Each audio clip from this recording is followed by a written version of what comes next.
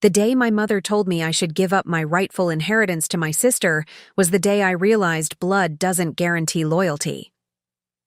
I sat across from her at our family's antique dining table, the same one where we'd celebrated countless birthdays and holidays, as she explained why my sister Emma deserved what my father had left me. Little did she know, I had built something far more valuable than anything my father could have left behind, a company worth over $10 million that no one in my family knew existed. I remember the morning everything began to unravel with perfect clarity. It was an unusually warm spring day, the kind where the air feels heavy with anticipation. I had driven 3 hours to visit my childhood home for what I thought would be a normal family gathering, the first since my father's funeral, 6 weeks earlier. Before we jump back in, tell us where you're tuning in from, and if this story touches you, make sure you're subscribed. Because tomorrow, I've saved something extra special for you. The sprawling Victorian house I grew up in looked the same as always. Meticulously maintained gardens flanking the cobblestone pathway, white paint gleaming in the sunshine, blue shutters framing each window precisely as my father had insisted they should be. When I pulled into the driveway, I immediately noticed Emma's sleek black luxury SUV parked near the entrance, a vehicle that seemed far too expensive for someone who constantly complained about financial struggles. My sister had always had a knack for projecting an image of success while secretly drowning in debt. My modest sedan looked almost embarrassingly practical beside it, though ironically, I was the one who could afford much more. As I approached the front door, voices drifted through the open windows.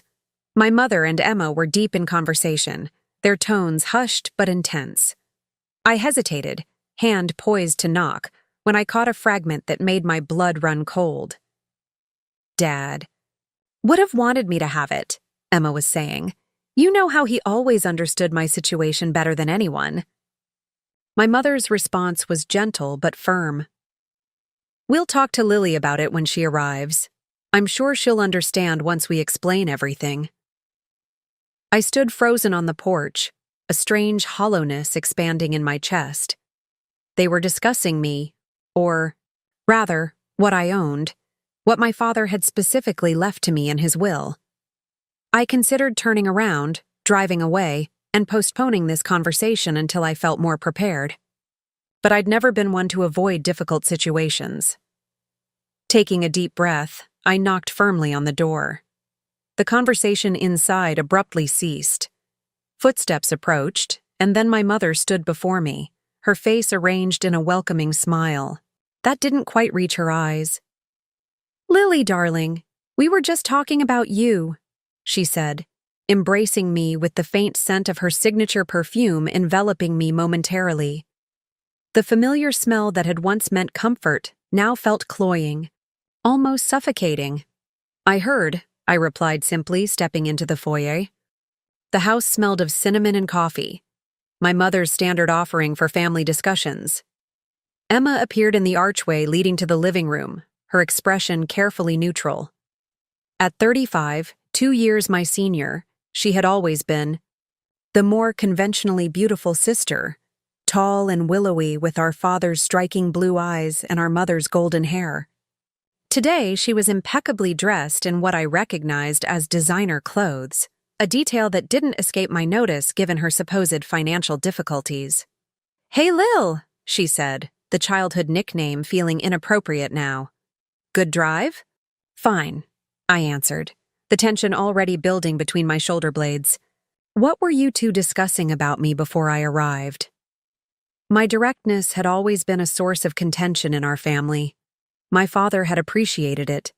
My mother and sister had always found it uncomfortable. My mother sighed, gesturing toward the dining room. "Let's sit down. I've made coffee, and we might as well address this now." The dining room was flooded with light from the bay windows overlooking the garden. 3 cups were already arranged on the table, suggesting they'd been waiting to have this conversation. I took my usual seat, the chair to the right of where my father would have sat at the head of the table. Emma sat opposite me, while my mother took what had been my father's place, a subtle shift in family hierarchy that didn't go unnoticed. "Lily," my mother began, her hands wrapped around her coffee cup, "we need to discuss your father's will." "What about it?" I asked, leaving my own cup untouched. Everything was quite clear, I thought. My father, Thomas Bennett, had built a successful construction company from nothing. While not extraordinarily wealthy, he'd left behind a comfortable estate, the fully paid house, some investments, his collection of rare books, and, most significantly, a plot of commercial land on the outskirts of town that had been in our family for generations. The land had recently become valuable as the city expanded in that direction. Developers had been making offers for years, but my father had always refused to sell. In his will, he'd divided things fairly from my perspective. Emma received half, the liquid assets and investments, while I got the other half plus the land. My mother kept the house and its contents, along with her own separate savings. It had seemed equitable, considering Emma had already received significant financial help from our parents throughout her adult life. "Your sister is going through a difficult time," my mother continued, glancing at Emma, who immediately adopted an expression of practiced vulnerability. "The divorce has been hard on her, and with the kids to consider." Emma had recently separated from her husband, though from what I'd gathered, she had been the one to initiate it. Her 2 children, my niece and nephew, whom I adored despite the complicated dynamics with their mother, were adjusting to the new reality. "I'm sorry about that," I said sincerely, "but I'm not sure what it has to do with Dad's will." "The land," Emma interjected, leaning forward. "I need it, Lily, I really do. With the divorce settlement still uncertain and the kids' private school tuition." She trailed off, letting the implication hang in the air. I stared at her, momentarily, speechless. The land was worth well over $2 million now, possibly more to the right developer. It was also the only connection I had left to my father's legacy, something he had specifically wanted me to have. "You're asking me to give you the land?" I clarified, wanting to be absolutely certain I understood. "Not give," my mother intervened, smoothly. "We thought perhaps you could sell it and split the proceeds with your sister. She needs the money far more than you do, dear." The assumption stung. Yes, I lived modestly. A small but comfortable apartment, a 6-year-old car, no flashy displays of wealth. But that was by choice, not necessity. For years I'd been building my tech company in secret, wanting to succeed or fail on my own merits without my family's influence. What had started in my tiny apartment bedroom had grown into something substantial, something I was fiercely proud of, with over 50 employees and recent acquisition offers that had made my head spin. No one in my family knew. I'd kept it separate, partly because I wanted independence, and partly because I knew exactly what would happen if they found out, exactly what was happening now, even without that knowledge. "That land was specifically left to me," I said carefully. "Dad knew what he was doing when he made his will." Emma's expression hardened slightly. "Dad didn't realize how things would turn out for me. He couldn't have known about the divorce, or how Philip would fight me on every penny." "And he certainly couldn't have anticipated how well you're doing," my mother added. "Your job at that tech company has been very stable. You don't have children to support. Your sister's needs are simply greater right now." The irony almost made me laugh. The job my mother referred to had been my cover story for years, a middle management position that explained my comfortable but modest lifestyle. In reality, I was the founder and CEO of Blue Matrix Solutions, a software company specializing in supply chain logistics that had revolutionized inventory management for mid-sized businesses. My stable job had made me a millionaire many times over. "This isn't about needs," I said, feeling a familiar disappointment settle over me. "This is about respecting Dad's wishes." "Your father would want you to help your sister," my mother insisted, her voice taking on the authoritative tone she'd used throughout our childhood when ending discussions. Family comes first, Lily. Always. Preparing and narrating this story took us a lot of time, so if you are enjoying it, subscribe to our channel. It means a lot to us. Now back to the story. I glanced between them, suddenly seeing the situation with painful clarity. They had decided this before I arrived. In their minds, this wasn't a discussion. It was a formality. They expected me to acquiesce, as I often had throughout my life when faced with the united front of my mother and sister. I need to think about this, I said finally, buying myself time. Emma's face fell slightly. She had expected immediate agreement. There's really nothing to think about. You don't need the money, I do. It's that simple. It's not about money, I replied, feeling something shift inside me. It's about principle. Principles don't pay for your niece and nephew's education, Emma shot back, her vulnerability act slipping. Neither does your new SUV or those Louboutins you're wearing, I observed quietly. The room fell silent. My mother looked shocked that I'd noticed, or perhaps that I'd had the audacity to mention it. That's not fair, Emma eventually said. My image is important for my work. I have to look successful, even when I'm struggling. Emma worked in real estate, where appearance certainly mattered, but her spending had always exceeded reasonable, professional requirements. While I drove a practical car and lived below my means, she maintained the facade of wealth at the expense of actual financial stability. I think we should table this discussion for now, my mother suggested, her tone indicating her disappointment in my reluctance. Lily, please just consider what we're asking. Your sister deserves this chance to get back on her feet. As I drove home that evening, my hands gripped the steering wheel so tightly my knuckles turned white. The familiar roads blurred before me as I replayed the conversation, the entitlement, the assumptions, the casual dismissal of my father's explicit wishes. For years, I'd kept my success separate from my family life, wanting validation that wasn't tied to financial achievement. I'd craved their respect for who I was, not what I owned.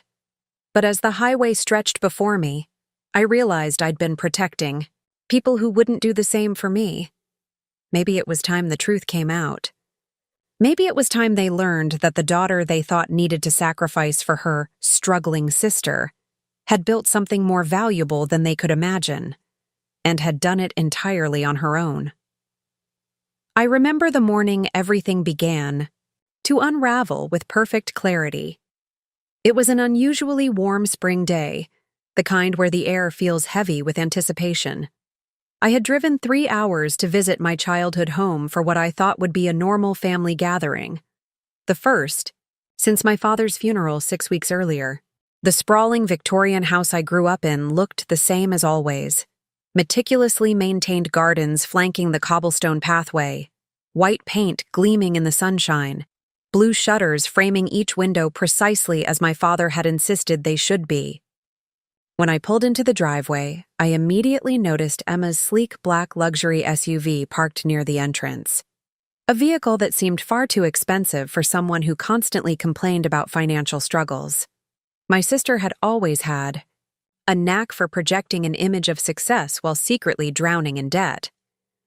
My modest sedan looked almost embarrassingly practical beside it, though ironically, I was the one who could afford much more. As I approached the front door, voices drifted through the open windows. My mother and Emma were deep in conversation, their tones hushed but intense.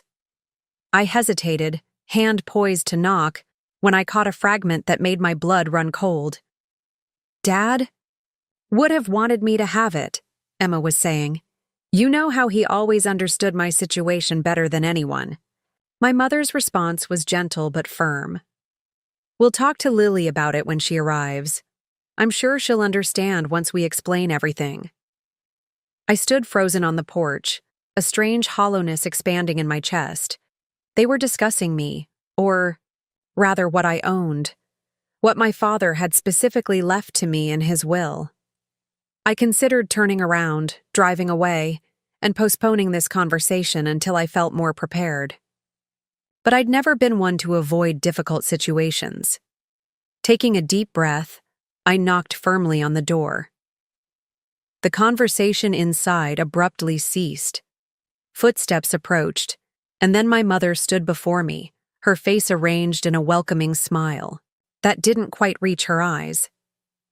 "Lily, darling, we were just talking about you," she said, embracing me with the faint scent of her signature perfume enveloping me momentarily.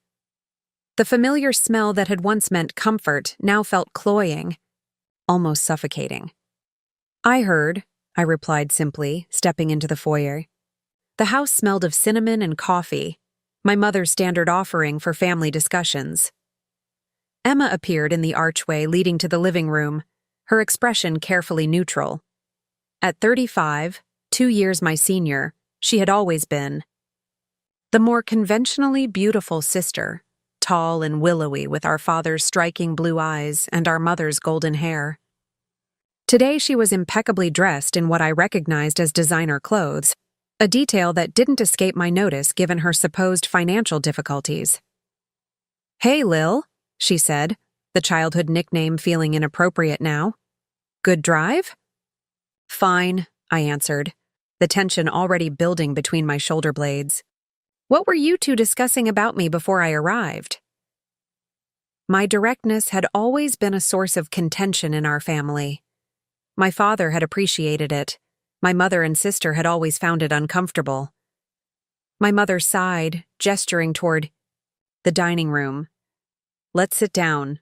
I've made coffee, and we might as well address this now." The dining room was flooded with light from the bay windows overlooking the garden. 3 cups were already arranged on the table, suggesting they'd been waiting to have this conversation. I took my usual seat, the chair to the right of where my father would have sat at the head of the table. Emma sat opposite me, while my mother took what had been my father's place, a subtle shift in family hierarchy that didn't go unnoticed. "Lily," my mother began, her hands wrapped around her coffee cup, "we need to discuss your father's will." "What about it?" I asked, leaving my own cup untouched.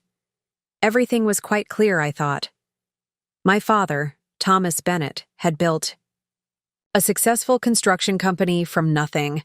While not extraordinarily wealthy, he'd left behind a comfortable estate, the fully paid house, some investments, his collection of rare books, and, most significantly, a plot of commercial land on the outskirts of town that had been in our family for generations.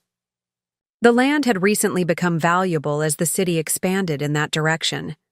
Developers had been making offers for years, but my father had always refused to sell. In his will, he'd divided things fairly from my perspective. Emma received half, the liquid assets and investments, while I got the other half plus the land. My mother kept the house and its contents, along with her own separate savings. It had seemed equitable, considering Emma had already received significant financial help from our parents throughout her adult life. "Your sister is going through a difficult time," my mother continued, glancing at Emma, who immediately adopted an expression of practiced vulnerability. "The divorce has been hard on her, and with the kids to consider." Emma had recently separated from her husband, though from what I'd gathered, she had been the one to initiate it. Her 2 children, my niece and nephew, whom I adored despite the complicated dynamics with their mother, were adjusting to the new reality. "I'm sorry about that," I said sincerely, "but I'm not sure what it has to do with Dad's will." "The land," Emma interjected, leaning forward. "I need it, Lily. I really do. With the divorce settlement still uncertain and the kids' private school tuition." She trailed off, letting the implication hang in the air. I stared at her, momentarily, speechless. The land was worth well over $2 million now, possibly more to the right developer. It was also the only connection I had left to my father's legacy, something he had specifically wanted me to have. "You're asking me to give you the land?" I clarified, wanting to be absolutely certain I understood. "Not give," my mother intervened, smoothly. "We thought perhaps you could sell it and split the proceeds with your sister." She needs the money far more than you do, dear. The assumption stung. Yes, I lived modestly, a small but comfortable apartment, a 6-year-old car, no flashy displays of wealth. But that was by choice, not necessity. For years, I'd been building my tech company in secret, wanting to succeed or fail on my own merits without my family's influence. What had started in my tiny apartment bedroom had grown into something substantial, something I was fiercely proud of, with over 50 employees and recent acquisition offers that had made my head spin. No one in my family knew. I'd kept it separate, partly because I wanted independence, and partly because I knew exactly what would happen if they found out. Exactly what was happening now, even without that knowledge. That land was specifically left to me, I said carefully. Dad knew what he was doing when he made his will. Emma's expression hardened slightly. Dad didn't realize how things would turn out for me. He couldn't have known about the divorce, or how Philip would fight me on every penny. And he certainly couldn't have anticipated how well you're doing, my mother added. Your job at that tech company has been very stable. You don't have children to support. Your sister's needs are simply greater right now. The irony almost made me laugh. The job my mother referred to had been my cover story for years, a middle management position that explained my comfortable but modest lifestyle. In reality, I was the founder and CEO of Blue Matrix Solutions, a software company specializing in supply chain logistics that had revolutionized inventory management for mid-sized businesses. My stable job had made me a millionaire many times over. This isn't about needs, I said, feeling a familiar disappointment settle over me. This is about respecting Dad's wishes. Your father would want you to help your sister, my mother insisted, her voice taking on the authoritative tone she'd used throughout our childhood when ending discussions. Family comes first, Lily, always. I glanced between them, suddenly seeing the situation with painful clarity. They had decided this before I arrived. In their minds, this wasn't a discussion. It was a formality. They expected me to acquiesce, as I often had throughout my life, when faced with the united front of my mother and sister. I need to think about this, I said finally, buying myself time. Emma's face fell slightly.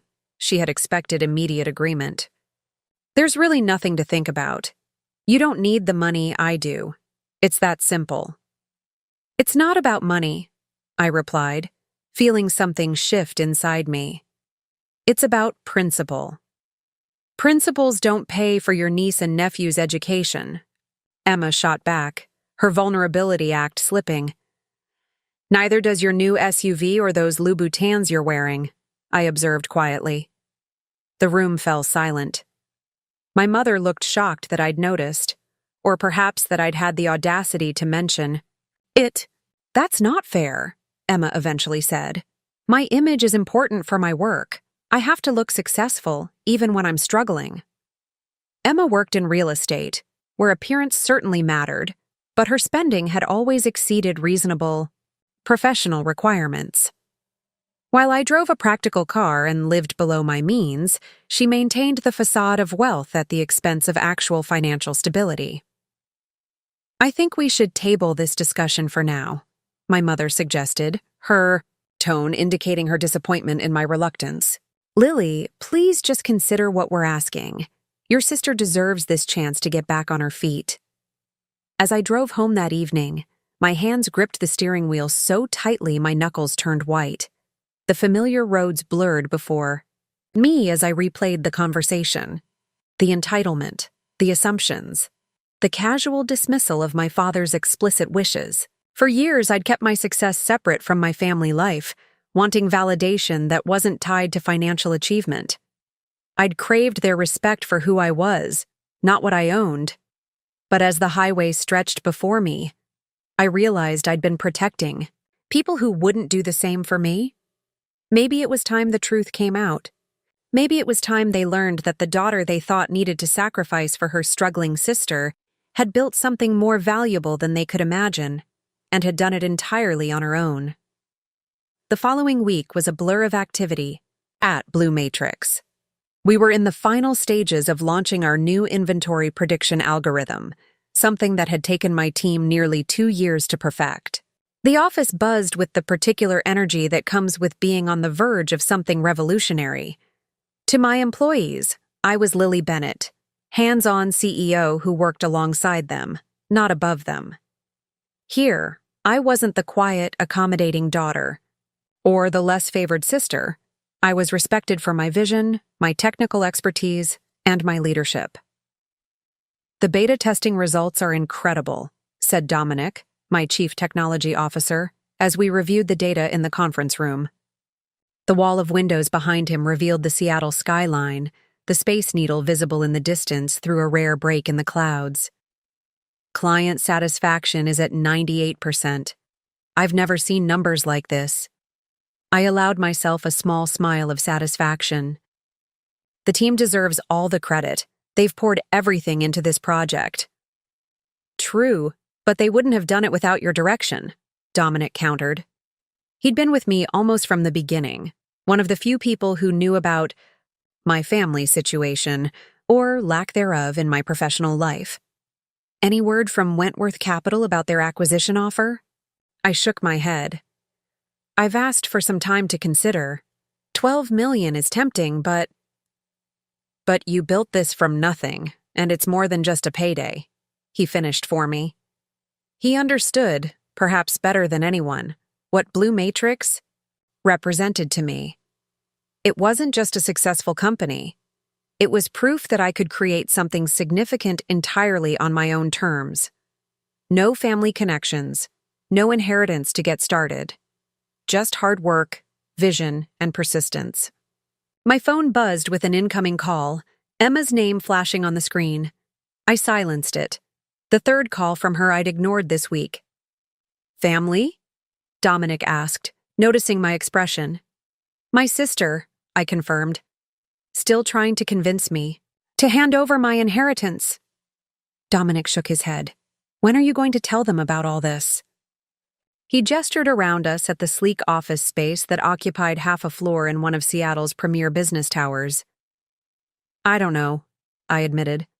"Part of me wants to prove I don't need their validation, but another part wants to see their faces when they realize what you've built while they've been underestimating you," he finished with a knowing grin. I laughed despite myself. "Is that petty?" "Human," he corrected. "Completely human." After the meeting, I retreated to my office to focus on the acquisition offer paperwork. The numbers were impressive. $12 million for a company I'd started in my apartment with nothing but a laptop and a concept. The irony wasn't lost on me. My sister was pressuring me to give up land worth maybe $2 million at most, while I was considering an offer 6 times that amount. As I reviewed the terms, my phone buzzed again, this time with a text from my mother. "We need to discuss the land situation. Emma's meeting with a potential buyer tomorrow. Call me back." The presumption took my breath away. They were already meeting with buyers for land that wasn't theirs to sell. The familiar feeling of being overlooked, of having my boundaries ignored, washed over me. Throughout my childhood and early adulthood, this dynamic had played out countless times. Emma wanted something, my mother supported her, and I was expected to go along with it. "Not this time," I murmured to myself, putting the phone aside without responding. Instead, I pulled up the document I'd been working on in private. Moments. A detailed analysis of my father's commercial land and its potential. Unlike my sister, who just saw dollar signs, I'd been researching what could actually be done with the property. Its location at the growing edge of our hometown made it valuable not just for immediate sale, but as a long-term investment. The city's development plan showed expansion in that direction over the next decade. Roads would be improved, utilities extended. Property values would likely double again. But more than that, I saw potential for something meaningful, something that would honor my father's legacy better than a quick sale ever could. My father had always spoken of that land with a particular pride. This has been in our family for generations, he'd told me once as we walked its perimeter together. I've held on to it because I believe it will matter someday, not just for its value, but for what it could become. At the time, I hadn't fully understood, but now, with years of business experience behind me, I did. It wasn't just a plot of land. It was an opportunity to create something lasting. I was deep in these thoughts when my assistant, Nora, knocked on my door. "Your 4 o'clock is here," she reminded me. "Thanks, Nora. Give me just a minute." After she left, I closed the land documents and took a deep breath, shifting my focus back to Blue Matrix. But the land, and what it represented, lingered in the back of my mind. That evening, I drove home to my apartment in the hip Capitol Hill neighborhood. It was modest by CEO standards. A 2-bedroom in a converted historic building with exposed brick walls and large windows. I could have afforded much more, but this place felt like me, understated but with character, practical but with touches of carefully chosen luxury. I poured myself a glass of wine and stepped out onto my small balcony, looking out at the city lights. Seattle had been my home for 8 years now, ever since I'd left my hometown with a computer science degree and ambition burning in my chest. The distance had been intentional, far enough that visits home were events rather than regular occurrences, close enough that I could still reach my family when needed. My phone rang again, and this time I answered, expecting Emma or my mother. Instead, it was my father's longtime friend and attorney, Harold. "Lily, I hope I'm not disturbing you," he said, his voice carrying the particular gravitas of a man who had practiced law for over 40 years. "Not at all, Harold. Is everything all right?" There was a pause. "I'm not sure, to be honest. Your sister came to see me today with your mother. They were asking about the procedure for contesting your father's will." I sank into my balcony chair, the city view blurring before me. "They what?" "They seem to think there might be grounds to challenge the allocation of the commercial property," he continued. "They suggested your father might not have been of sound mind when he made his final arrangements." The accusation made my blood boil. My father had been sharp until the end, his mind untouched by the cancer that had ravaged his body.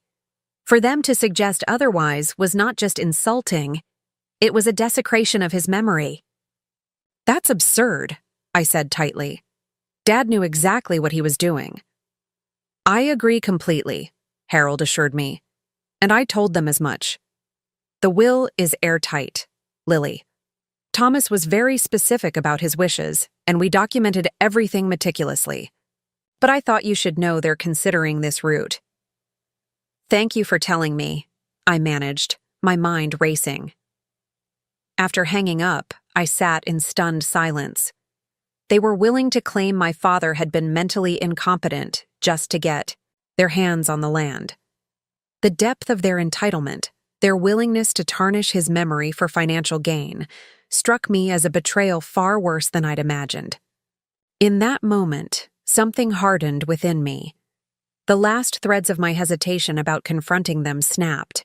They needed to understand exactly who they were dealing with, not the compliant daughter and sister they thought they knew, but the woman who had built a multi-million-dollar company through sheer determination and intelligence. I opened my laptop and booked a flight home for the weekend. It was time for them to learn the truth. The flight home gave me 5 hours to strategize.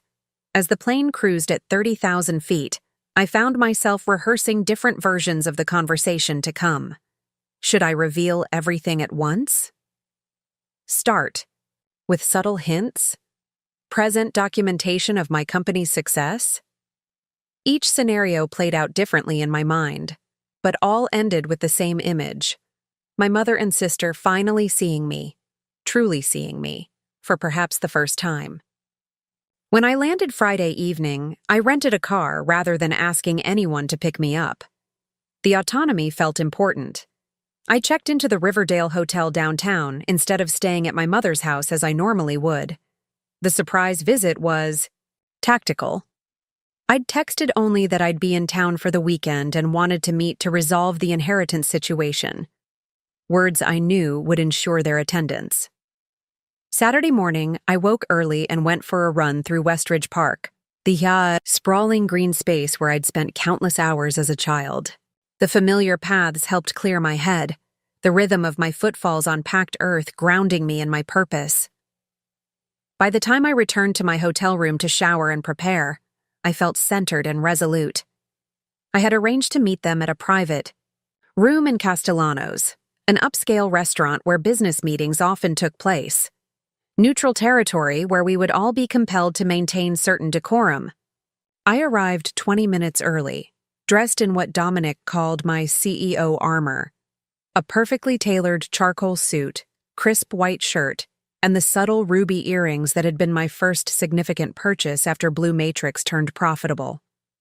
The maitre d' showed me to the reserved room, a tastefully appointed space with a round table set for 3. A bottle of sparkling water already chilling in a silver bucket. "Will there be anything else, Ms. Bennett?" he asked. "No, thank you." "This is perfect." When my mother and Emma arrived precisely at noon, their expressions revealed immediate confusion. They had expected the usual Lily, casual, accommodating, eager to smooth over family tensions. Instead, they found me in business attire, composed, and professional, already seated at the head of the table with a leather portfolio in front of me. "Lily?" my mother said, hesitating at the doorway. "What is all this?" "Please sit down," I replied, gesturing to the chairs. "I've ordered a bottle of the Chardonnay you like, Mom. It should be here momentarily." They exchanged glances but took their seats. Emma looked particularly uncomfortable, dressed in her real estate agent best, clearly expecting to present herself as the sophisticated professional to my bohemian tech worker.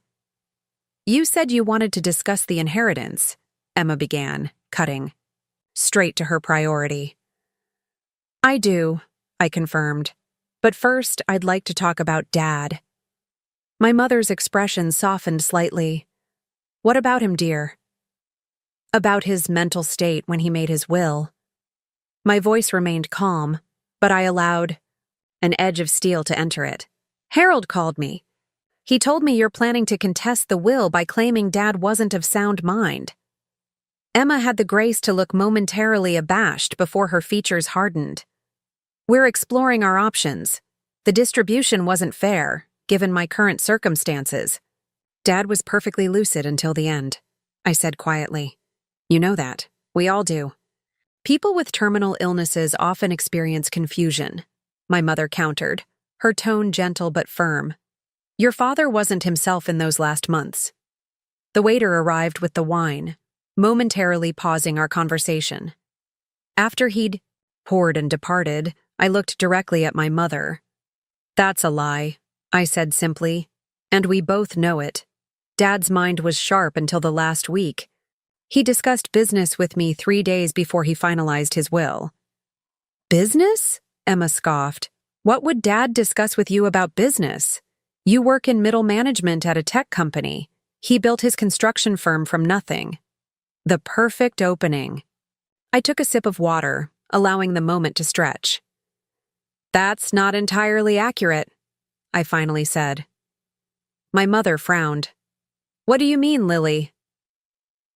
I opened the leather portfolio and withdrew several glossy pages, printouts from business publications, featuring Blue Matrix, articles about our innovative approach to inventory management, and a highlighted copy of the acquisition offer letter. "I don't work in middle management," I said, sliding the pages across the table. "I founded and currently serve as CEO of Blue Matrix Solutions. We're a software company that specializes in supply chain logistics. Last year, our revenue exceeded $8 million.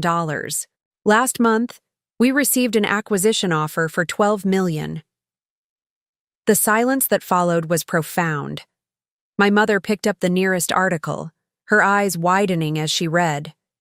Emma flipped through the papers more frantically, landing on the Wait See acquisition letter with its unmistakable figures. "This can't be right," Emma said finally. You've never mentioned any of this. No, I haven't, I agreed. I wanted to succeed or fail on my own merits. I didn't want family connections or expectations influencing my path. But how? My mother asked, genuine bewilderment in her voice. How did you manage this without any of us knowing? The same way I've done most things in my life, I replied evenly. Quietly, thoroughly, and without seeking approval or recognition. Emma was still staring at the acquisition letter, her expression a complex mix of disbelief and calculation. $12 million, she murmured. That's the current offer, I confirmed. We're still negotiating terms. My mother finally looked up from the article she'd been reading. I don't understand why you kept this from us, Lily. We're your family. Are we? I asked, the question hanging in the air between us. Because family doesn't try to manipulate each other. Family doesn't attempt to invalidate a father's final wishes by questioning his sanity. Family doesn't assume one sibling should sacrifice for another without all the facts. Emma's face flushed. That's not fair. I didn't know about any of this. Would it have mattered if you did? I challenged. Or would you still have expected me to give up my inheritance because you've made poor financial choices despite having every advantage? Lily, my mother interjected, her tone warning. There's no need to be unkind. I'm not being unkind, Mom. I'm being honest. Perhaps for the first time in our relationship. I took another sip of water, gathering my thoughts. This wasn't just about revealing my success. It was about addressing the fundamental imbalance that had defined our family dynamics for as long as I could remember. I never wanted to turn this into a competition, I continued, my voice softer. I've never cared about having more than Emma or being more successful. What I've cared about is being respected, having my choices and boundaries honored, and being treated as an equal member of this family. Of course we respect you, my mother insisted, though her eyes kept darting to the business articles spread across the table, as if reevaluating everything she thought she knew about her younger daughter. Your actions suggest otherwise, I countered. When Emma wanted my inheritance, you both assumed I should give it up without question. You didn't ask about my financial situation or my plans for the land. You just decided I should sacrifice because that's what I've always done. Emma leaned forward, her expression shifting to one I recognized well, the calculated charm she employed when trying to get her way. Lily, this is amazing, truly. You've built something incredible, and we're both so proud of you. But surely, now you can understand why the land doesn't matter as much to you as it does to me? With your company's success, you don't need— Stop, I interrupted, raising my hand. This isn't about need. It's about respect. Dad left that land to me because he trusted me with it. He knew I would honor his vision for it. What vision? My mother asked, genuine curiosity in her voice for perhaps the first time in our conversation. I pulled out another document from my portfolio, the development plan I'd been working on. Dad and I talked about the land several times in his final months, I explained. He didn't just see it as an asset to be liquidated. He saw potential for something lasting. I've been developing a proposal to turn the property into a mixed-use development with affordable housing units, small business incubation spaces, and a community center named after him. I passed the document to my mother, who began reviewing it with growing interest. This would cost millions to develop, she observed. Yes, I acknowledged. Money I now have access to. Dad knew I was building something significant, even if he didn't know the details. He was the only one who ever asked about my work with genuine interest, who believed I might be capable of more than everyone assumed. As the weight of my words settled over the table, I saw something shift in my mother's expression, a dawning realization that perhaps she had never truly known her younger daughter at all. Emma, however, remained focused on the financial implications. So you're saying you won't sell the land, even though you clearly don't need the money? That's right, I confirmed. I'm not selling. I'm developing it according to Dad's vision and mine. That's, Emma began, but seemed unable to find the right word to express her frustration without revealing her self-interest too nakedly. That's my decision, I finished for her, as the legal owner of the property. The remainder of our lunch proceeded with strained politeness. My mother asked careful questions about Blue Matrix, how I'd started it, what our software actually did, how many people I employed. Her interest seemed genuine if belated. Emma, meanwhile, barely touched her food, her mind visibly racing behind her composed expression. I recognized the look. She was recalculating her approach, searching for a new angle now that her initial strategy had failed. As the waiter cleared our plates, Emma finally spoke up. Lily, I think we've gotten off on the wrong foot here. Obviously, we had no idea about your situation. She gestured vaguely at the business documents now neatly returned to my portfolio. It changes things. Does it? I asked, deliberately keeping my tone neutral. How so? Well, she said, leaning forward with the conspiratorial air she often adopted when trying to create a sense of alliance. Now we can approach this as equal business partners. Your company expertise, my real estate knowledge, we could develop that land together. Make it a family project. The suggestion was so transparent that I might have laughed if it weren't so typical of our dynamic. Emma always positioning herself to benefit from others' success without having done the work. Herself. I appreciate the offer, I said carefully, but I already have a development team in place. Professional urban planners who specialize in community-focused projects. Emma's smile tightened almost imperceptibly. I see. So you're cutting family out of the opportunity entirely? I'm proceeding with the vision Dad and I discussed, I corrected. This isn't about excluding anyone. It's about honoring his wishes with the right expertise. My mother placed her hand on Emma's arm, a subtle signal for her to back down. Lily, what your sister means is that we're just trying to understand your plans. This is all very sudden for us. I know, I acknowledged, and I'm sorry for the secrecy, but surely you can understand why I kept my professional life separate, given how our family dynamics have played out over the years.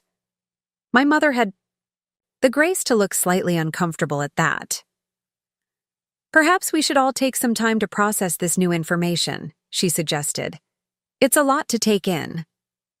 We parted ways outside the restaurant, my mother embracing me with what felt like genuine warmth for the first time in years. I'm proud of you, she whispered, surprising me. Your father always said you had a quiet strength that would surprise us all someday. Emma's goodbye was more perfunctory, a quick hug and a promise to call soon that we both knew was empty. As I watched them walk to their car, I felt a complex mixture of emotions. Relief at having finally revealed my truth. Sadness for the years of connection we'd lost to misunderstanding, and wariness about what might come next. Emma wasn't one to accept defeat gracefully. I spent the rest of the afternoon visiting the land that had sparked this entire conflict. The 12 acres sat at the junction of old farmland and the expanding edge of town, with mature oak trees, lining the northern boundary and a small stream cutting through the eastern corner. Development had crept steadily closer over the years, with a new shopping center visible from the highest point of the property. Standing there, I could see both what it was and what it could become. My father had acquired it piece by piece over decades, patiently assembling a parcel large enough to matter. Land is the one thing they're not making any more of, Lily, he'd told me once. If you're patient enough, it always becomes valuable. My phone buzzed with a text from Harold. How did it go? Are you free to stop by the office? Harold's law office occupied the second floor of a historic building downtown, its interior a comforting mix of modern efficiency and old-world charm. Leather chairs, digital displays, and the subtle scent of books and furniture polish. He greeted me with a warm handshake, his expression openly curious. "I take it from your mother's call that your meeting was eventful," he said, gesturing for me to take a seat. "My mother called you?" I asked, surprised. He nodded, settling behind his desk. "About an hour ago. She had some questions about your father's discussions regarding the land. Specifically, whether he had mentioned any development plans to me." I felt a surge of validation. My mother was fact-checking, taking my claims seriously rather than dismissing them outright.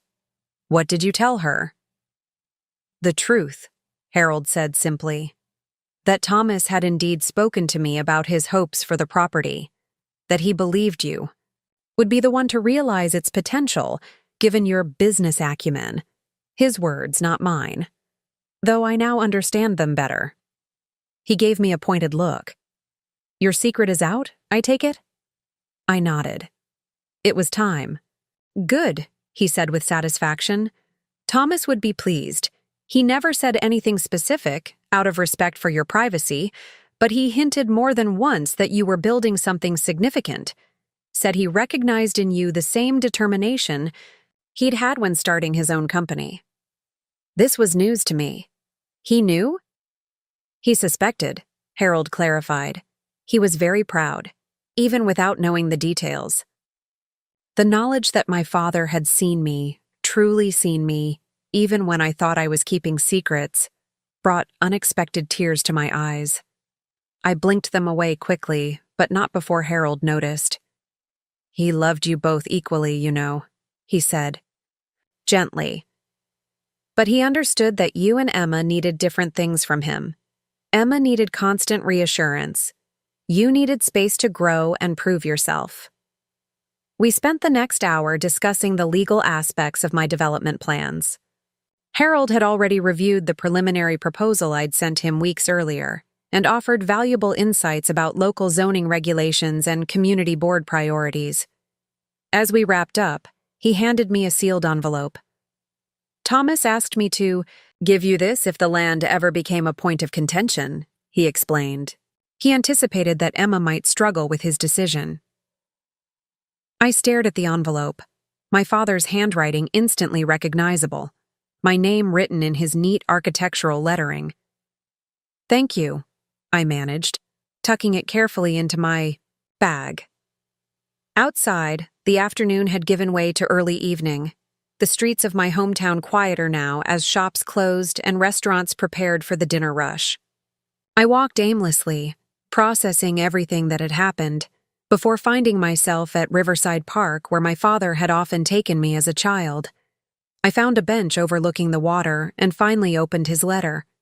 The paper felt substantial. Between my fingers, my father's preference for quality evident even in this small detail. "My dear Lily, if you're reading this, then the land has become a source of discord, as I feared it might. I want you to know that my decision to leave it to you was made with complete clarity of mind and purpose. You've always been the quiet one, the mediator, the peacekeeper in our family.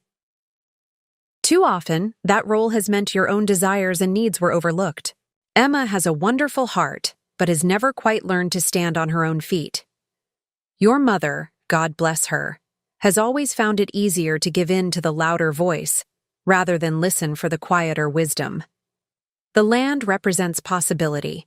Lily, not just financial opportunity, but the chance to create something lasting, something that reflects values. I know we share community, sustainability, purpose beyond profit. Whatever you decide to do with it, sell it, develop it, preserve it, know that I trust your judgment completely. You've always had a vision that extends beyond the immediate, a patience that sees the longer arc of possibility. I've watched you build your life with intentionality and quiet determination. I may not know all the details. You've kept your cards close and I've respected that privacy, but I recognize the focused purpose in your eyes. It's the same look I had when building my own dream. Be brave enough to stand your ground, Lily. Your voice deserves to be heard. Your vision deserves to be realized. The land is yours because I believe in what you will do with it, not because I love you more or Emma less. With pride and love, Dad. By the time I finished reading, tears flowed freely down my face. Not from sadness, but from profound recognition. My father had seen me completely, in ways I hadn't fully realized.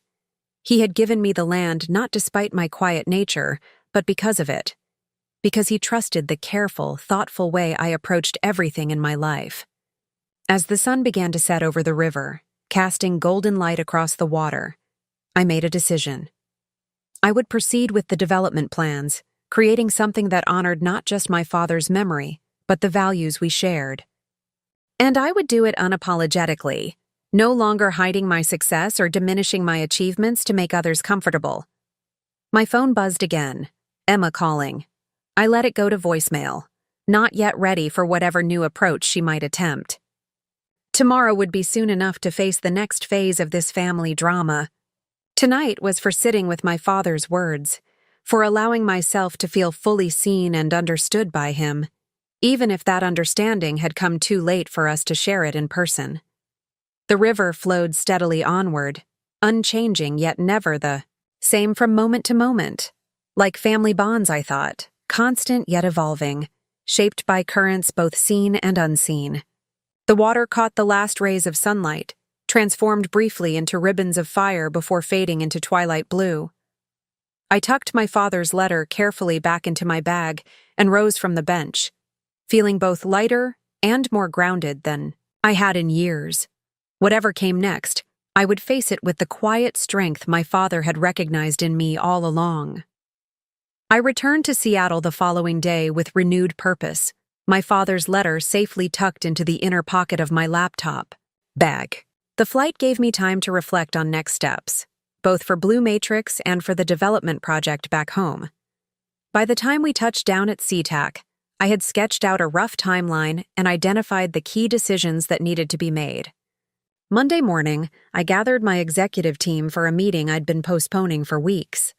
The acquisition offer from Wentworth Capital deserved serious consideration, but I needed to be certain about my vision for both Blue Matrix and the land development before moving forward. I've decided to decline Wentworth's offer, I announced, after summarizing the weekend's events. Dominic raised an eyebrow but didn't look surprised. Vivian, our CFO, looked less convinced. $12 million is significantly above market value, Lily, she pointed out.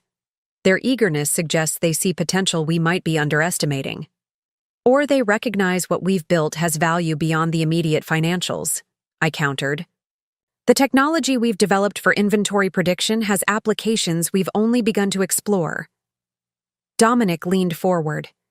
You're thinking about the land development project. I nodded.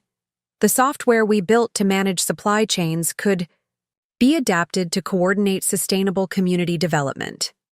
Imagine applying our prediction algorithms to energy usage, resource distribution, community needs assessment. You want to pivot the company? Vivian asked, her expression carefully neutral. Not pivot, expand, I clarified.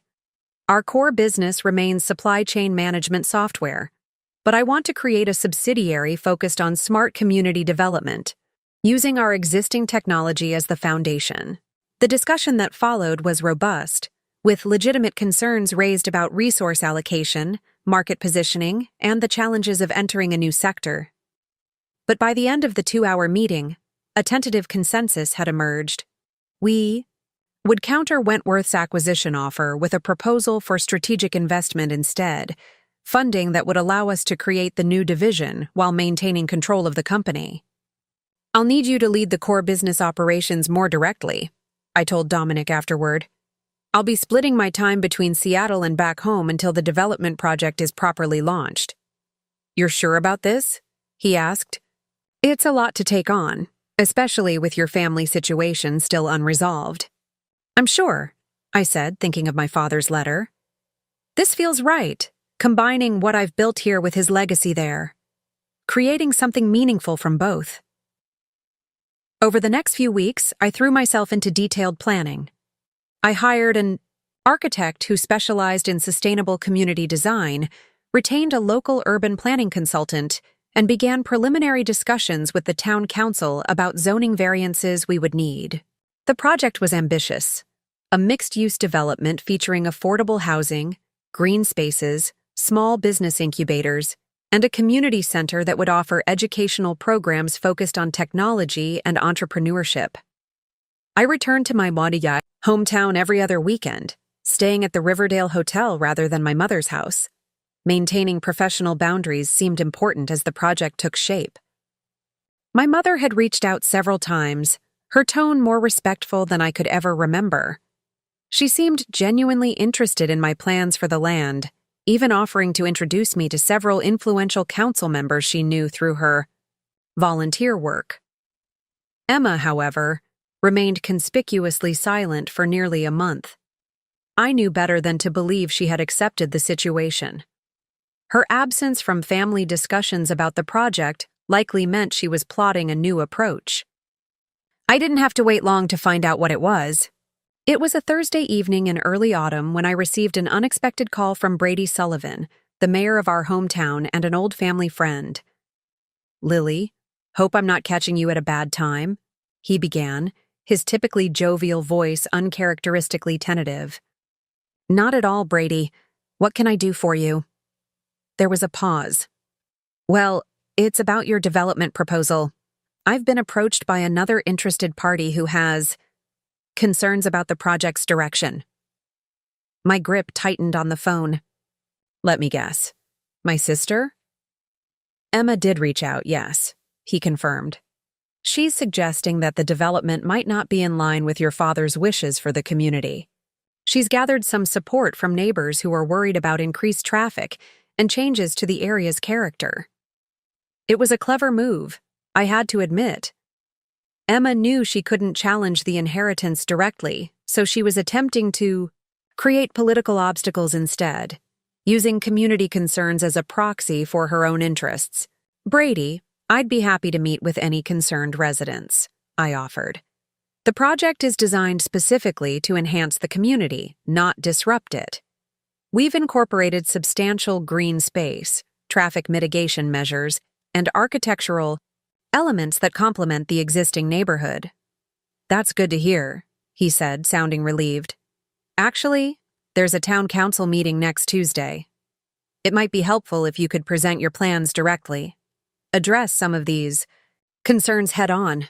"I'll be there," I promised. After hanging up, I sat at my desk, staring out at the Seattle skyline as dusk settled over the city. Emma's opposition wasn't surprising, but it stung nonetheless. She was willing to derail a project that could genuinely benefit our hometown, simply because she wasn't controlling it or profiting from it directly. The thought brought with it an unexpected clarity. This wasn't really about the land anymore, or even about money. It was about control, about Emma's need to be centered in every family narrative. Throughout our lives, she had been the protagonist of our family's story, with my mother, father, and I cast in supporting roles. My success, both with Blue Matrix and with the development project, challenged that established order. I spent the weekend preparing for the council meeting, refining my presentation to address the specific concerns Brady had mentioned. By Tuesday, I had a comprehensive proposal ready, complete with traffic studies, environmental impact assessments, and architectural renderings that showed how the development would integrate with the existing community aesthetic. When I arrived at the town hall that evening, I was surprised by the turnout. Nearly 100 people filled the chamber, a significantly larger crowd than the usual attendance for council meetings. I spotted my mother sitting near the back, her expression unreadable. Emma sat in the front row, immaculately dressed and surrounded by people I recognized as some of the more influential property owners in town. Brady called the meeting to order, explaining that while no formal vote would take place that evening, the council wanted to hear community perspectives on the proposed development. As the landowner and project lead, I would present first, followed by community comments. Taking my place at the podium, I felt a momentary flutter of nerves. Public speaking had never been my favorite activity, but years of leading a company had taught me to channel that nervous energy into focused passion. I launched into my presentation, outlining the vision for what we were now calling Bennett Commons in honor of my father. "This isn't just about building structures," I explained, gesturing to the renderings displayed on the large screen behind me. "It's about creating connections between people, between businesses, between the past we honor and the future we're building together." My father believed in this community. He believed in its potential to grow while maintaining the character and values that make it special. I detailed the environmental considerations, the affordable housing component, the incubator spaces for local entrepreneurs, and the community center that would offer technology education for all ages. The presentation was comprehensive but concise, ending with a clear invitation for questions and feedback. The room was silent for a moment after I finished. Then Brady opened the floor for comments. The first few speakers were supportive. A local teacher excited about the educational opportunities. A young couple struggling to find affordable housing in a market increasingly dominated by luxury developments. A small business owner who saw potential in the incubator concept. Then, Emma rose, making her way to the microphone with the confident stride of someone used to commanding attention. "While my sister's presentation is certainly impressive," she began, her voice carrying clearly through the chamber, "I feel compelled to speak as someone who knew our father's intentions intimately. Thomas Bennett was a traditionalist at heart. He valued stability and preservation over flashy development." She turned slightly to address me directly rather than the council. "Lily, I know you believe you're honoring Dad's legacy, but this project, with its modern architecture and emphasis on technology, feels more like a monument to your company than a reflection of his values." The calculated nature of her attack was breathtaking. She was positioning herself as the true keeper of our father's legacy while painting me as an outsider, imposing alien values on our hometown. It was manipulative, misleading, and potentially effective with those who didn't know better. Several of Emma's supporters spoke next, echoing her concerns about changing the character of the neighborhood, increasing traffic, and attracting outsiders who wouldn't share the community's traditional values. The momentum of the meeting seemed to be shifting. Just as I prepared to request time for rebuttal, an unexpected voice spoke up from the back of the room. "I'd like to say something, if I may." My mother stood, her slender figure straight and dignified. Brady nodded, gesturing for her to approach the microphone. As she walked down the center aisle, her eyes met mine briefly, something apologetic and determined in her gaze. The room fell silent as my mother reached the microphone. She looked different somehow, more present, more substantial than the woman who had so often faded into the background of family conflicts, deferring to whoever spoke loudest. She smoothed her jacket, a nervous gesture I recognized from childhood, before addressing the crowd. "My name is Eleanor Bennett," she began, her voice steady despite the slight tremor in her hands. "I'm Thomas Bennett's widow and mother to both Lily and Emma." She paused, looking around the room at the familiar faces of neighbors and friends. "I've lived in this town for over 40 years. Tom and I raised our daughters here, built our lives here. So I understand the concerns about preserving what makes this community special." She nodded toward several of the residents who had spoken in opposition to the project. "Change can be frightening, especially when it involves something as visible and significant as this development." Emma shifted in her front row seat, her expression a mixture of confusion and growing wariness. This clearly wasn't the supportive commentary she had expected from our mother. "But I feel I need to clarify something important," my mother continued, "about Tom's values and his vision for this land." She reached into her purse and withdrew a folded paper that I immediately recognized as similar to the letter I'd received. My father's stationery, his distinctive handwriting visible even from where I sat. "My husband wrote this to me shortly before he passed away," she explained. "He knew there might be disagreements about his decisions. He wanted me to understand his reasoning. She unfolded the paper carefully and began to read. Eleanor, I know you worry about fairness between our girls. You've always tried to balance things so perfectly, to make sure neither felt slighted. It's one of the countless reasons I've loved you all these years. My mother's voice wavered slightly before she continued. The land goes to Lily not because I favor her, but because she sees what it could be, not just its monetary value, but its potential to create something meaningful. Emma has many gifts, but patience and long-term vision have never been among them. She sees immediate opportunities. Lily sees possibilities that may take years to realize. Emma's face flushed deep red, her hands gripping the armrests of her chair. Several of her supporters glanced at her uncomfortably. I've watched Lily build something remarkable in her own quiet way, my mother read on. She never speaks of it, but a father notices things. The late-night calls she steps away to take, the technical journals she reads, the way she analyzes problems with the same methodical approach I used when building my business. My throat tightened with emotion. Even with the letter Harold had given me, hearing this additional confirmation of my father's perceptiveness, his faith in me even when I thought I was keeping secrets, felt profoundly validating. Trust Lily's judgment, Eleanor. Help Emma understand that this isn't about loving one daughter more than the other. It's about entrusting the right resource to the right steward. My mother folded the letter carefully and looked directly at the council members. I've seen the plans for Bennett Commons, she said. They honor exactly what Tom valued most: community, opportunity, sustainability, and looking beyond immediate gain to create something lasting. Whether the architecture is traditional or modern wasn't what mattered to him. What mattered was creating something that would serve people for generations to come. She turned slightly to face where Emma sat rigidly in the front row. Emma, your father loved you deeply. He admired your social intelligence, your ability to connect with people, your determination. But he knew, and I think you know too, that you and Lily approach life very differently.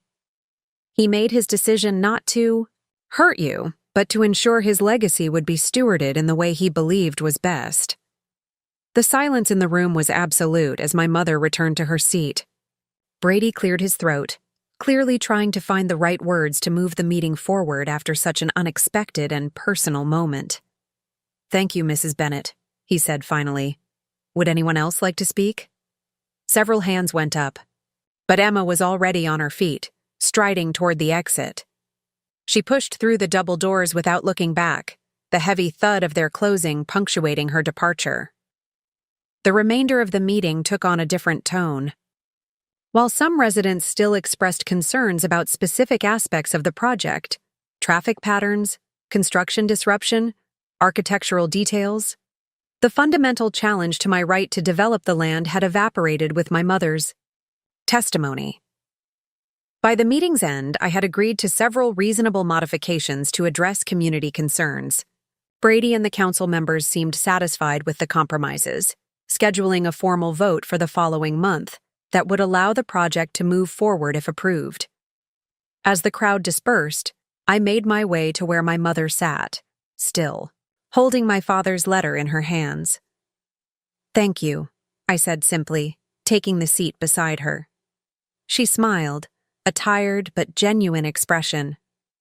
I should have spoken up long ago, Lily. Not just tonight, but all those years when I let Emma's voice drown out yours.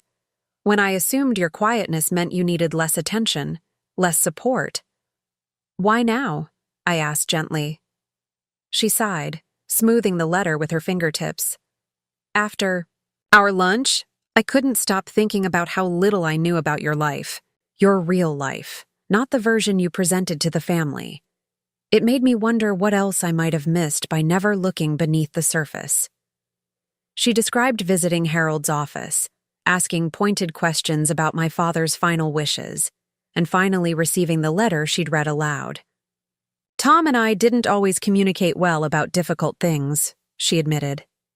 He tried to tell me that you were building something significant, but I didn't really understand. I just assumed he meant you were doing well at your job.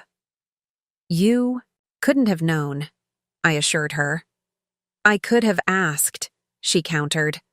I could have shown genuine interest in your work, your dreams, your vision, the way I always did with Emma. I failed you there, Lily, and I'm sorry. The simplicity of her apology, free from excuses or deflections, took me by surprise. My mother had always been loving but rarely introspective about her parenting or the family dynamics she helped create. What about Emma? I asked, glancing toward the doors through which my sister had departed. My mother's expression grew troubled. Emma has always struggled with sharing attention, with not being at the center of every family narrative. It's partly our fault, her father's and mine. We catered to her needs so consistently that she came to expect it. Do you think she'll ever accept this? I gestured around us, indicating both the development project and the larger shift in family dynamics it represented. I don't know, she answered honestly. Emma processes disappointment through anger first. She'll need time. We walked out together into the cool evening air, the town hall emptying behind us. As we reached the parking lot, my mother paused. Would you consider staying at the house tonight instead of the hotel? I'd like to hear more about your company, about the life you've built in Seattle. Really hear it this time. The invitation felt significant, not just practical hospitality, but a genuine reaching across the distance that had grown between us over years of misunderstanding. I agreed, following her home in my rental car. That night, sitting in the kitchen where I'd grown up, I told my mother the full story of Blue Matrix, the early struggles, the breakthrough algorithm, the growing pains and triumphs of building a successful company. She listened with an attentiveness I couldn't remember experiencing from her before, asking thoughtful questions that showed she was truly engaging with the substance of my work. You remind me so much of your father, she said during a lull in the conversation. Not just your determination, but the way you see systems, how things fit together.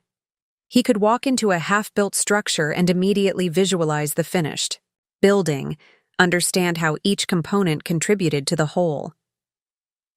I smiled, feeling the weight of her words. That's the highest compliment you could give me. It's the truth, she replied simply. I just wish I'd seen it sooner. When I finally went to bed in my old room, surrounded by the relics of my teenage years, I felt something shift into place. A piece of myself that had been hanging slightly askew for decades finally settling into proper alignment. My mother might never fully understand the technical aspects of my work, but she was trying to see me clearly for perhaps the first time. It was a beginning. The next morning over breakfast, we discussed practical next steps for both the Bennett Commons project and our family relationships. I'd like to be involved, my mother offered tentatively. Not in the business aspects, that's far outside my expertise, but perhaps with the community center planning? I've been involved with local education initiatives for years. I might have useful perspectives to offer. I'd welcome that, I said sincerely. The center is meant to be a true community resource. Having someone who deeply understands this town's needs would be invaluable. Her face brightened with genuine enthusiasm. I could help coordinate with the schools, set up mentorship programs. There are so many talented young people here with limited access to technology education. As we collaborated on ideas, I found myself appreciating sides of my mother I'd rarely seen. Her organizational skills, her network of community connections, her genuine commitment to education. We were connecting as adults, as collaborators, in a way we never had when I was growing up. The elephant in the room, of course, was Emma. Neither of us had heard from her since her dramatic exit from the town hall meeting. Should I reach out to her? I asked as we cleared the breakfast dishes. My mother considered the question carefully. Give her a little space first. Emma's never handled public challenges well, and last night was significant. Let her process it. When you do reach out, focus on collaboration rather than the conflict.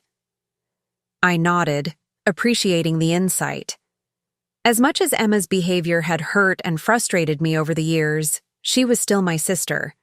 The prospect of permanent estrangement wasn't something I wanted, even if our relationship needed dramatic recalibration.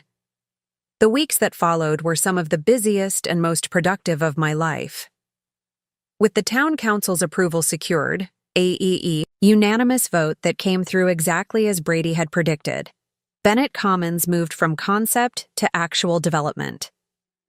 I established a local office in my hometown, hiring a small team to oversee the project while I balanced responsibilities between there and Blue Matrix headquarters in Seattle. Dominic stepped up admirably at Blue Matrix, allowing me to focus significant attention on the development. Our strategic partnership with Wentworth Capital had been finalized. Not an acquisition, but an investment that gave us the capital to launch our new community development division while maintaining control of the company's direction. You should have seen their faces when I countered their $12 million acquisition offer with a request for strategic investment instead, I told my mother over dinner during one of my weekly visits home. They thought I was negotiating for a higher purchase price. It took them a minute to realize I wasn't interested in selling at all. My mother laughed, a sound I'd been hearing more frequently as our relationship evolved. Your father did the same thing once, early in his career. A larger construction firm tried to buy him out. Instead, he convinced them to become his first major client. These casual mentions of my father had become common between us, not weighted with grief or used as emotional leverage, but simple observations that helped us both keep his memory alive in everyday moments. It felt healing, a more authentic form of remembrance than formal mourning had ever provided. My mother had thrown herself into the community center planning with surprising energy. Her connections throughout the town had proven invaluable, and her understanding of local needs helped shape the educational programs we were developing. Working together had revealed dimensions of her I'd never fully appreciated: her organizational skills, her diplomatic capabilities when navigating community politics, her genuine commitment to creating opportunities for local youth. We should consider adding a music program, she suggested one evening as we reviewed floor plans. The high school's arts budget was cut again last year. Having a space where students could access instruments and recording equipment would fill a real need. I made a note, impressed by her practical vision. That's a great idea. We could partner with that music store downtown. What's it called? Rhythm House, she supplied. Brady's nephew actually runs it now. I'm sure they'd be interested in providing instruction if we supply the space and equipment. These collaborative sessions had become a highlight of my visits home, bridging the gap between my professional and personal lives in ways I'd never thought possible. After years of keeping my worlds separate, there was something deeply satisfying about bringing them together, about working alongside my mother as equal partners in creating something meaningful. The only shadow over this productive period was Emma's continued silence.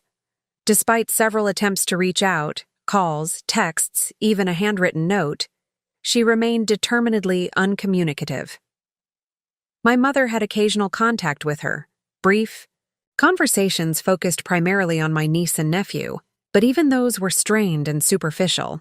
Give her time, my mother advised. Emma's pride was hurt publicly. That's always been difficult for her. While I understood the wisdom in this patience, Emma's silence created practical complications. Her real estate expertise could have been valuable to the project, creating an opportunity for her to be meaningfully involved. More importantly, her continued absence affected her children, who didn't fully understand why family gatherings had suddenly become so fragmented. Aunt Lily, why doesn't Mom ever come when you're here? My 11-year-old niece Zoe asked during a Sunday afternoon visit to my mother's house. Her perceptiveness caught me off guard. Your mom and I are working through some grown-up disagreements, I explained carefully. But that doesn't change how much we both love you and your brother. Zoe considered this with the solemn thoughtfulness that reminded me so much of my father. Is it about Grandpa's land? Mom was really mad about that. It's complicated, I hedged, not wanting to put her in the middle of adult conflicts. But I'm hoping we can work it out soon. The truth was, I missed my sister, not the recent version who had tried to manipulate me out of my inheritance, but the Emma I'd known in childhood, before competition and comparison had corroded our connection. Despite our differences, we shared a history, an understanding of each other that came from growing up in the same household, witnessing the same family dynamics from different angles. The breakthrough came from an unexpected direction. Jacob, my 8-year-old nephew, had developed an intense interest in architecture after seeing the Bennett Commons renderings on my tablet during a family dinner. His enthusiasm was contagious, his questions insightful even for a child his age. "Can I see where they're building it?" he asked one afternoon, his eyes wide with excitement.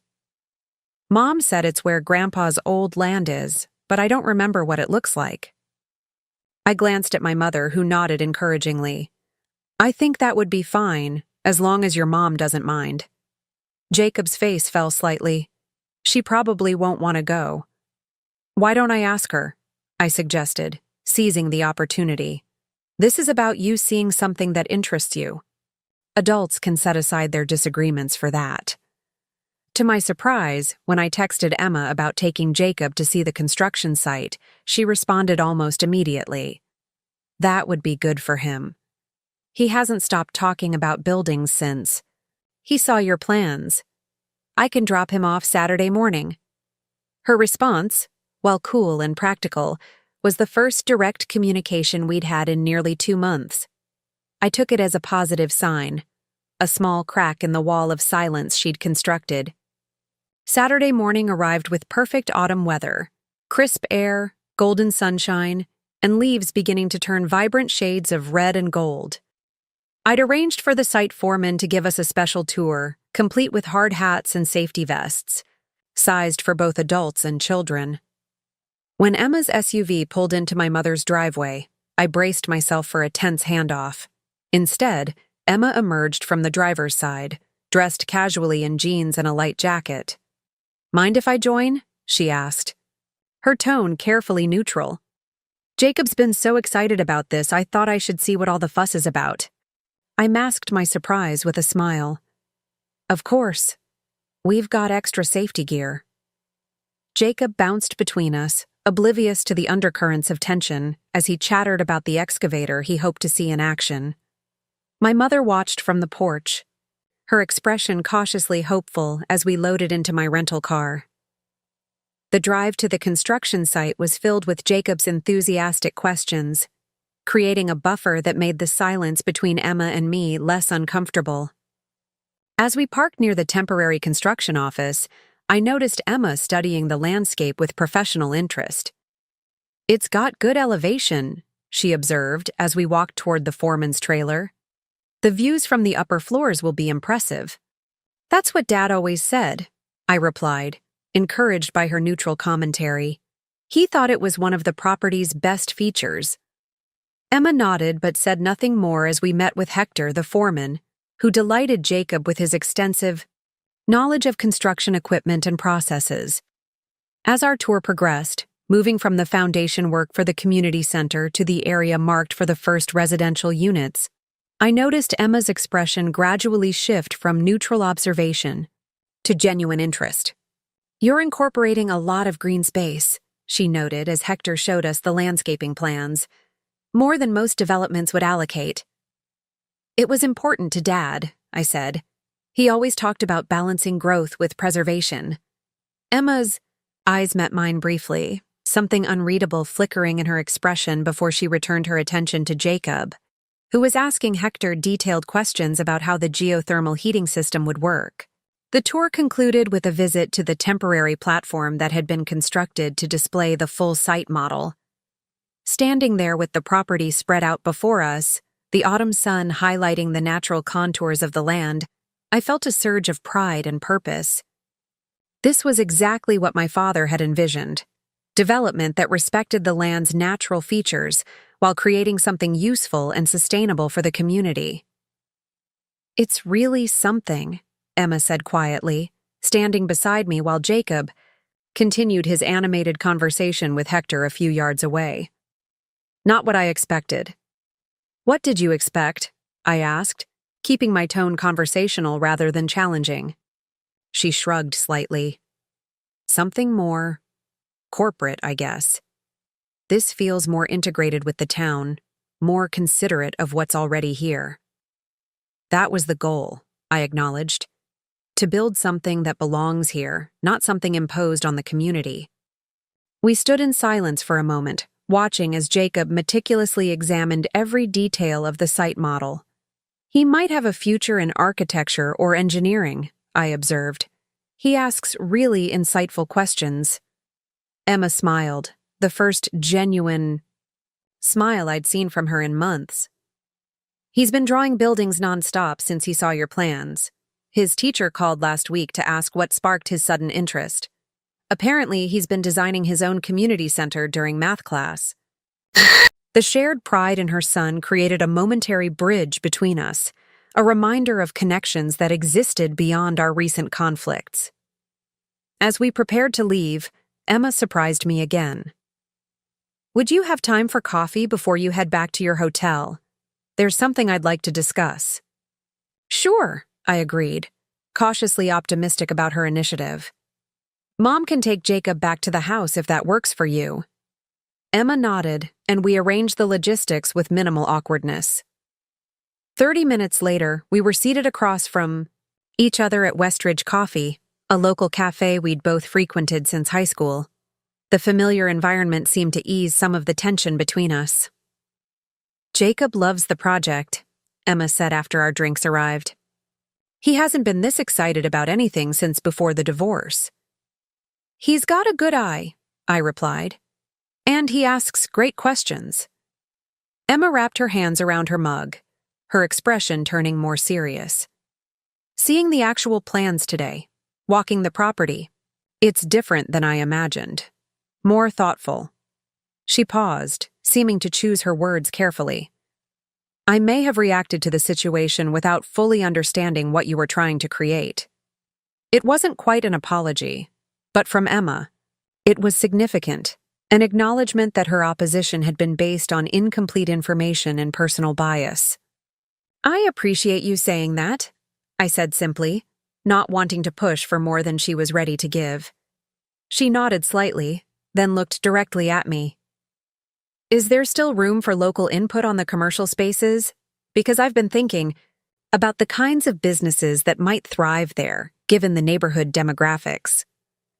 The question caught me by surprise, not confrontational but constructive, offering professional expertise rather than creating obstacles. "Absolutely," I said, trying not to sound too eager. "That's actually an area where we could use more local insight." As we discussed potential approaches to the commercial development, I felt a careful optimism begin to take root. This wasn't reconciliation, not yet, but it was communication, professional, respectful, focused on a shared interest rather than personal grievances. Winter descended on our hometown with unexpected ferocity that year. Heavy snowfall in November followed by an ice storm that temporarily halted construction on Bennett Commons. I extended my stay, unwilling to return to Seattle while the project faced weather-related challenges. The delay should have been frustrating, but it created an unexpected opportunity to deepen the tentative reconnection that had begun during the site visit with Emma and Jacob. "The commercial tenant mix needs careful consideration," Emma said during one of our increasingly frequent working sessions. We'd established a neutral pattern of meeting at local cafes rather than at our mother's house, creating a professional context that allowed us to sidestep the deeper emotional issues still simmering beneath the surface. "The right anchor businesses will determine whether the entire development feels cohesive or fragmented." I nodded, appreciating her expertise despite our complicated history. "What are you thinking?" She spread out market analysis documents across the table, demographic studies, consumer behavior reports, and competitor assessments she'd prepared. It was thorough professional work that showcased the strategic thinking she typically reserved for her high-end clients. "We should focus on businesses that serve multiple community needs," she explained, pointing to various sections of her analysis. "A locally owned grocery store that stocks both everyday essentials and specialty items. A cafe that transforms into a wine bar in the evenings. Flexible spaces that can host everything from children's activities to senior wellness programs." The thoughtfulness of her approach surprised me. I'd expected Emma to push for luxury boutiques or high-end restaurants that would maximize rental income, but potentially alienate much of the local community. Instead, she'd developed a vision that balanced commercial viability with genuine community service, much like the overall concept for Bennett Commons itself. "This is excellent work," I acknowledged, reviewing her projections. "It aligns perfectly with what we're trying to create." A flicker of surprise crossed her face, quickly masked by professional composure. She wasn't accustomed to straightforward praise from me. Our interactions had more often been characterized by polite distance or outright conflict. "I know the local market," she said with a shrug that didn't quite hide her satisfaction. "And I've been thinking about what Dad would have wanted. He always talked about businesses that serve real needs, not just wants." The mention of our father, made without tension or manipulation, marked another small step forward. We'd been carefully avoiding direct discussions of the inheritance dispute or the painful town council meeting, focusing instead on the practical aspects of the development. But these oblique acknowledgments of our shared history, of the values our father had instilled in both of us despite our differences, created tiny bridges across the chasm that had separated us for so long. Our working relationship developed its own rhythm over the following weeks. Emma's real estate expertise proved genuinely valuable, particularly her understanding of which local business owners might be interested in expanding into the new development. My technology background complemented her market knowledge, allowing us to design flexible spaces that could adapt to changing business needs over time. One snowy afternoon in mid-December, as we wrapped up a particularly productive planning session, Emma's professional facade briefly slipped. "I was wrong, you know," she said suddenly, staring into her coffee cup rather than meeting my eyes. "About the land, about what you're doing with it, about a lot of things." I stayed silent, sensing that interrupting might cause her to retreat back into safer, more impersonal territory. "When Dad first told me he was leaving the land to you, I was furious," she continued after a moment. "I couldn't understand why he would give something so valuable to my little sister who didn't even live here anymore, who seemed to have so little ambition compared to me." The admission stung, but there was no malice in her tone, only a tired honesty that had been long overdue. "I convinced myself he was being unfair, playing favorites," she went on. "It was easier than admitting that maybe he saw something in you that I didn't want to see. That maybe he understood both of us better than we understood ourselves." She finally looked up, her expression unusually vulnerable. "I'm not good at being wrong, Lily. I never have been." "I know," I said gently. "It runs in the family." A surprised laugh escaped her. "God, it really does, doesn't it? Dad was the same way." The shared observation created another small connection, a recognition of the traits we'd both inherited, for better or worse. "I should have told you about Blue Matrix," I admitted. "About what I was building, keeping. Its secret wasn't just about independence. It was also about, I don't know, proving something maybe. Showing that I could succeed completely on my own terms." Emma nodded slowly. "And I should have respected Dad's decision, whatever his reasons. Instead, I made it about me, about what I thought I deserved." She sighed, running a finger around the rim of her mug. The divorce hit me harder than I let anyone see. I was determined to maintain the same lifestyle, prove to everyone, especially Philip, that I was fine, thriving even. It became this performance that I couldn't stop, even when it was driving me into debt. The honesty of her admission felt like a gift, one I hadn't expected and wasn't entirely sure how to receive. Our relationship had never been characterized by this kind of vulnerability, this willingness to acknowledge flaws and missteps. "Where do we go from here?" I asked, the question encompassing far more than our professional collaboration. Emma considered this, her expression thoughtful. "I'd like to keep working on the commercial aspect of Bennett Commons, if you'll have me.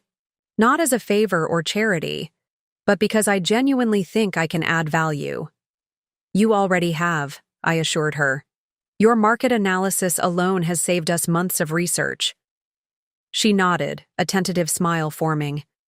"And the other stuff, the personal stuff, maybe we just keep talking? Not trying to fix everything at once, but not ignoring it either?" "I'd like that," I agreed, relieved by the measured approach she was suggesting. Neither of us was ready for grand emotional reconciliations or complete absolution. But this, careful, intentional rebuilding of trust through shared work and honest conversation, felt sustainable in a way that forced forgiveness never could be. As December progressed, our professional collaboration expanded to include occasional family dinners at our mother's house. The first was awkward, conversation halting and overly polite. But by the third or fourth gathering, a new kind of ease began to develop. Not the unthinking familiarity of our childhood, but something more deliberate and, in some ways, more authentic. The weather finally broke just before Christmas, allowing construction to resume on Bennett Commons. The delay had actually benefited the project, giving us time to refine plans and strengthen community support. Emma's involvement had gone a long way toward convincing former skeptics that the development would genuinely serve local interests rather than bringing unwanted outside influences. "The municipal approvals are all in place," Brady confirmed, during our final meeting before the holiday break. "Construction can proceed full steam in January, assuming the weather cooperates."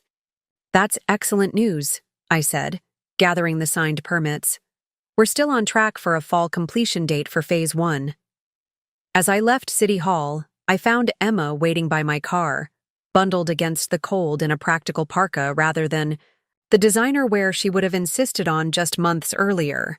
"Good news?" she asked, nodding toward the documents in my hand. "All systems go," I confirmed. "We can start the new year with accelerated construction." "Perfect timing," she said. "Listen, I have an idea I wanted to run by you, about the community center naming." We'd been deliberating about how best to honor our father in the development's design.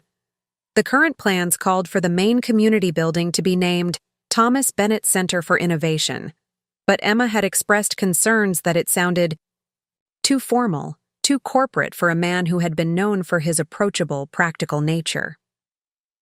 "What are you thinking?" I asked as we walked toward a nearby cafe, seeking refuge from the biting wind.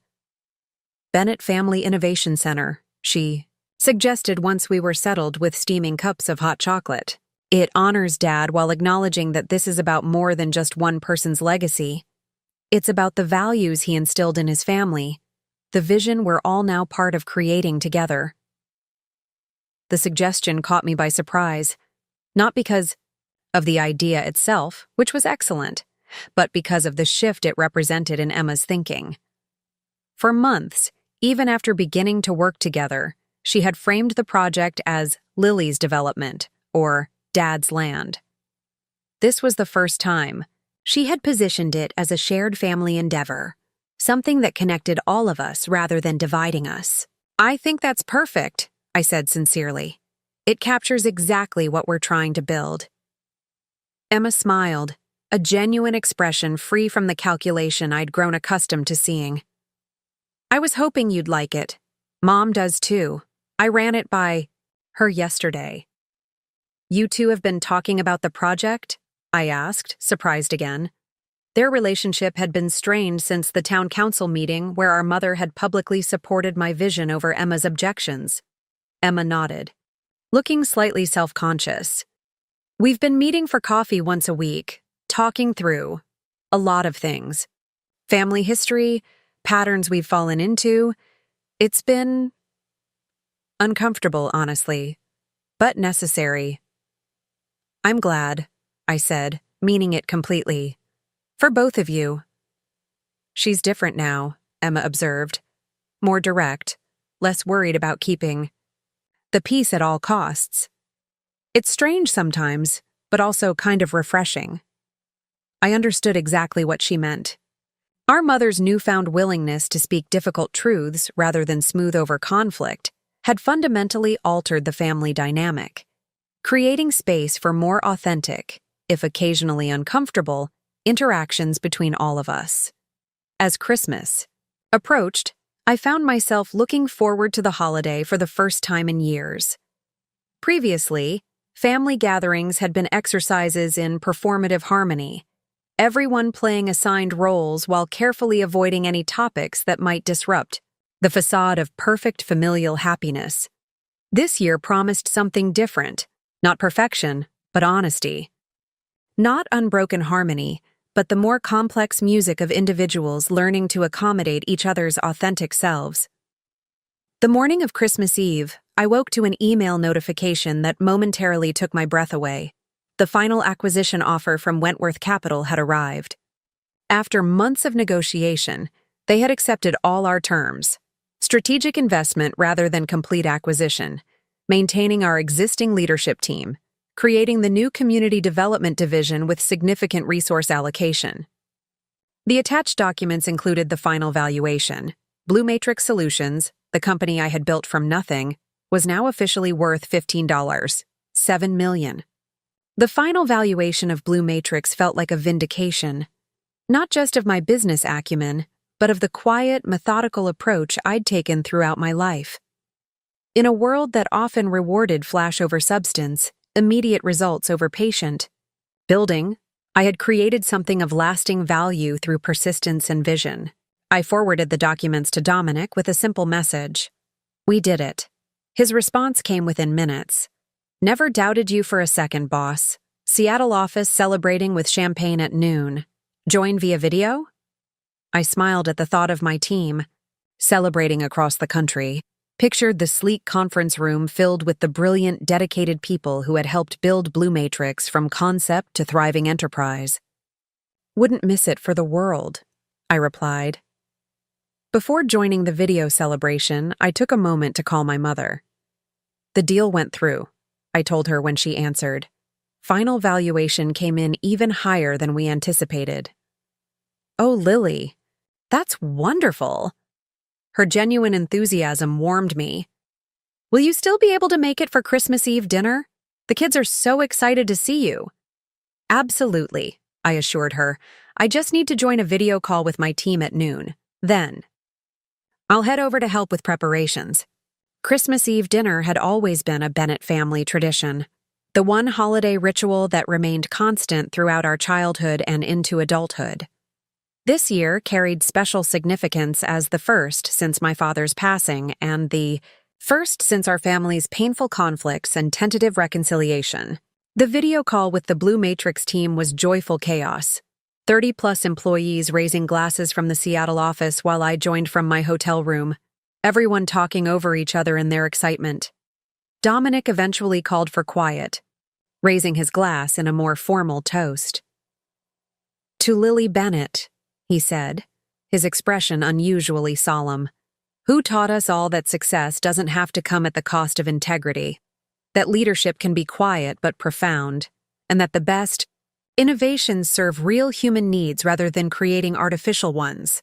The sentiment caught me off guard, bringing unexpected tears to my eyes. To all of you, I countered once I'd composed myself. This isn't my achievement alone. It belongs to everyone who believed in this vision and worked to make it reality. After the call ended, I sat quietly for a moment, absorbing the magnitude of what we'd accomplished. Blue Matrix had begun as a simple idea, using predictive algorithms to solve supply chain inefficiencies for mid-sized businesses that couldn't afford enterprise-level solutions. From that seed had grown something that now employed dozens of people, served hundreds of clients, and would soon expand into community development applications through the Bennett Commons project. The full-circle nature of it struck me powerfully. My father's legacy, the land he had carefully assembled over decades, was now connecting with the company I had built independently.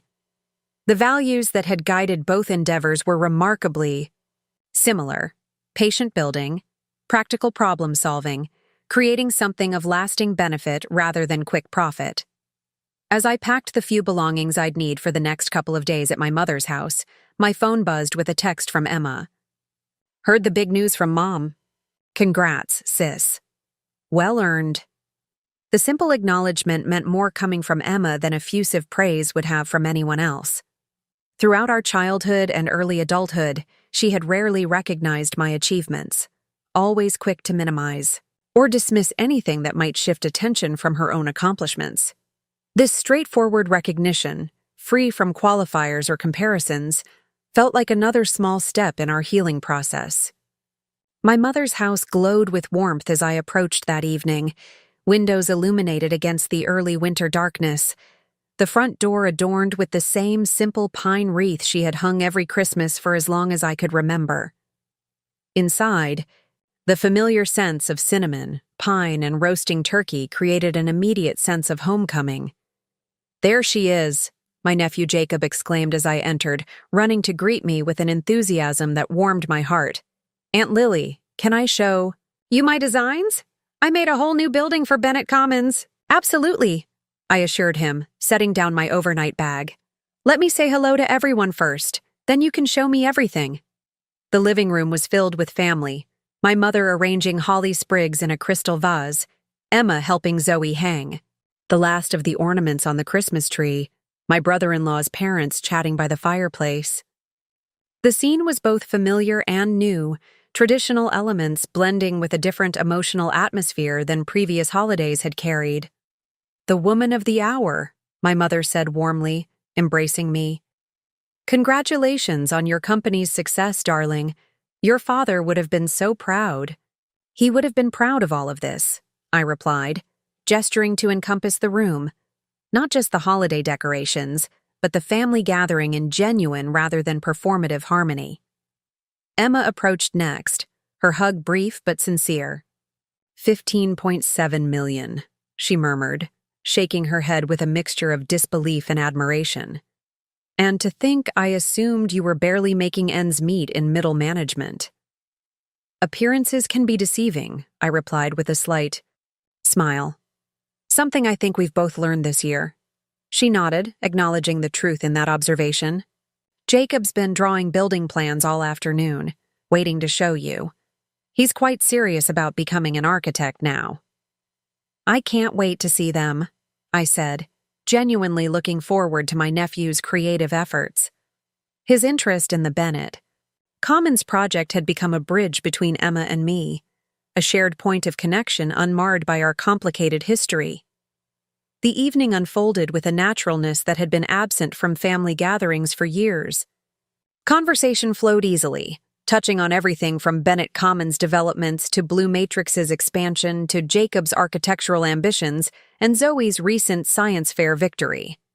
Even when the discussion briefly turned to potentially sensitive topics, like my father's foresight regarding the land's value, the old tensions remained subdued, replaced by a more thoughtful engagement with our shared history. After dinner, as the adults lingered around the table with glasses of wine while the children played in the adjacent room, Emma broached a subject I hadn't expected. "I've been thinking about what you said months ago," she began, her tone contemplative rather than confrontational, "about how keeping your success secret wasn't just about independence but about proving something. I think I understand that better now." I waited, giving her space to continue at her own pace. For me, it was always about being seen, being recognized, she continued, tracing her finger around the rim of her wine glass.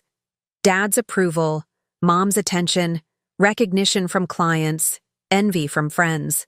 External validation was how I measured my worth. My mother reached over to cover Emma's hand with her own, a gesture of support that would have been unimaginable just months ago, both the vulnerability from Emma and the quiet acknowledgement from our mother.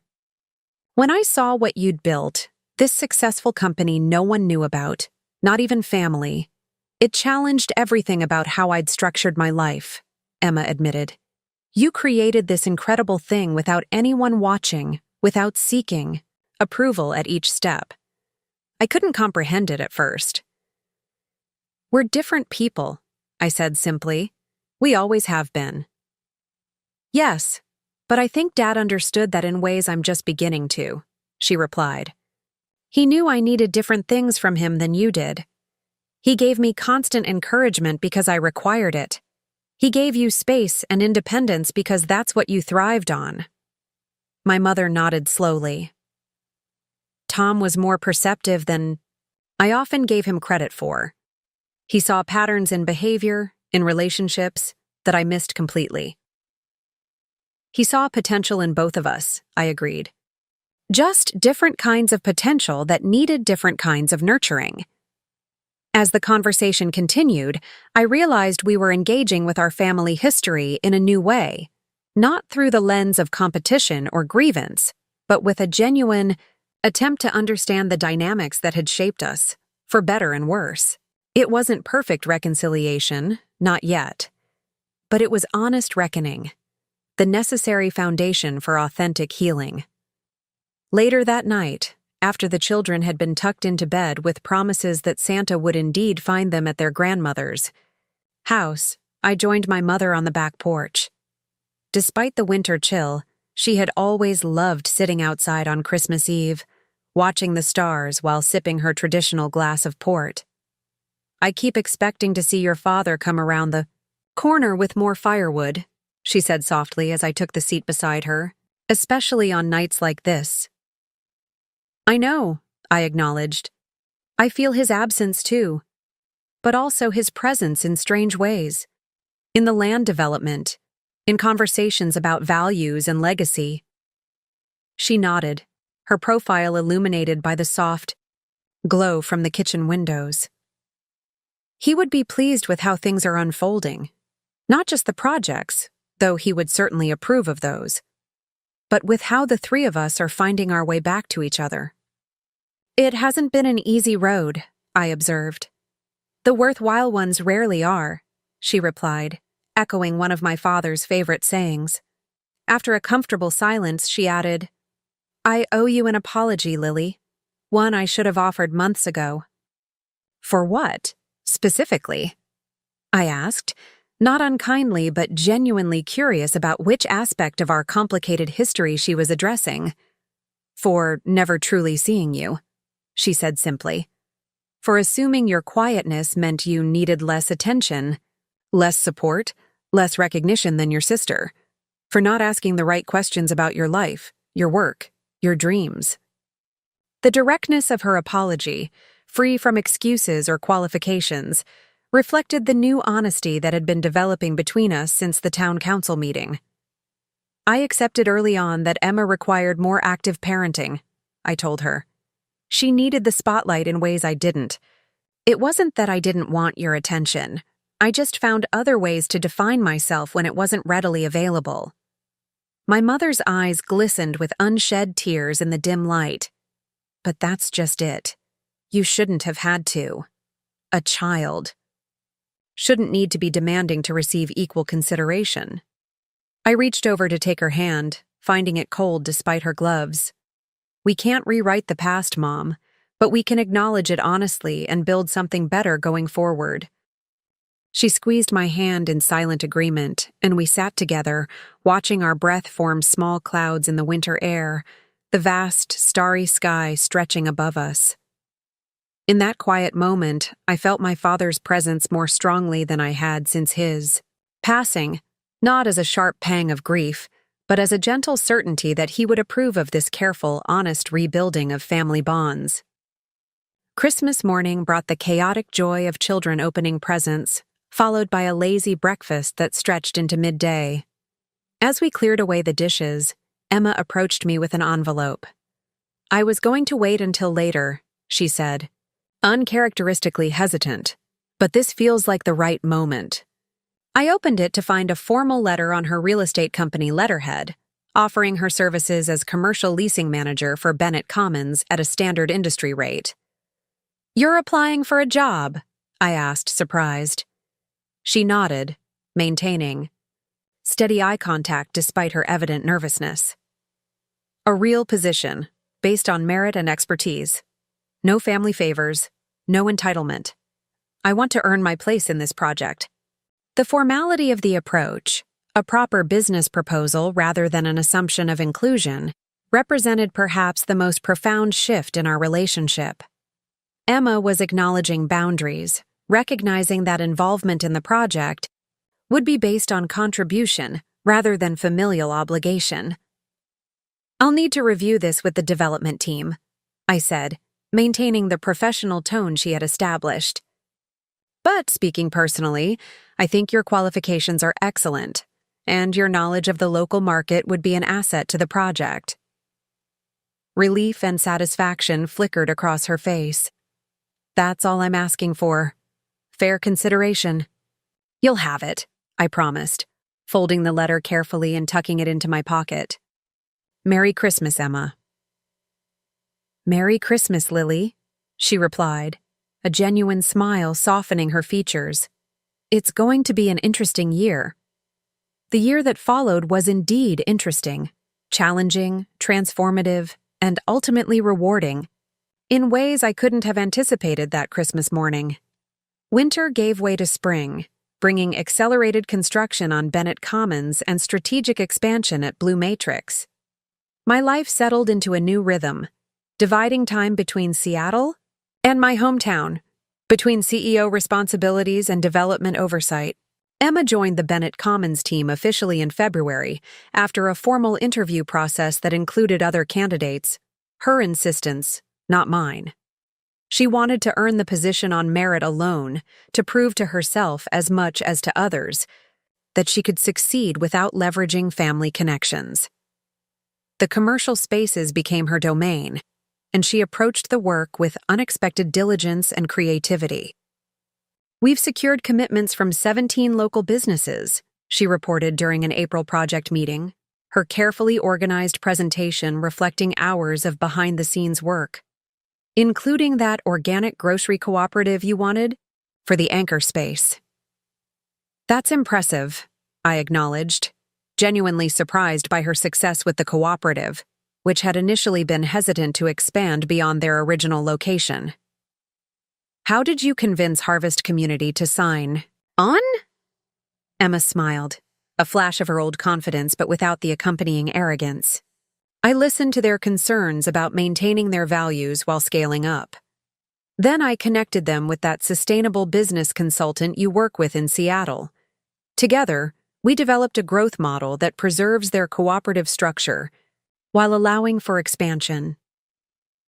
The thoughtfulness of her approach, prioritizing the business's values rather than simply securing a prestigious tenant, reflected how much she had grown over the past months. She was applying her considerable talent and charm toward building something sustainable rather than chasing quick wins or status symbols.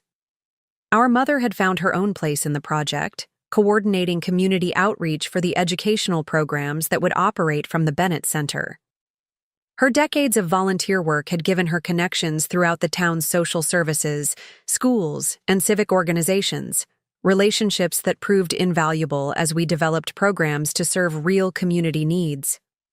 "The school district is interested in creating a technology partnership," she told me during one of our regular planning sessions. "They don't have the budget for a full computer science curriculum, but if we can provide the facility and equipment, they can allocate teaching resources."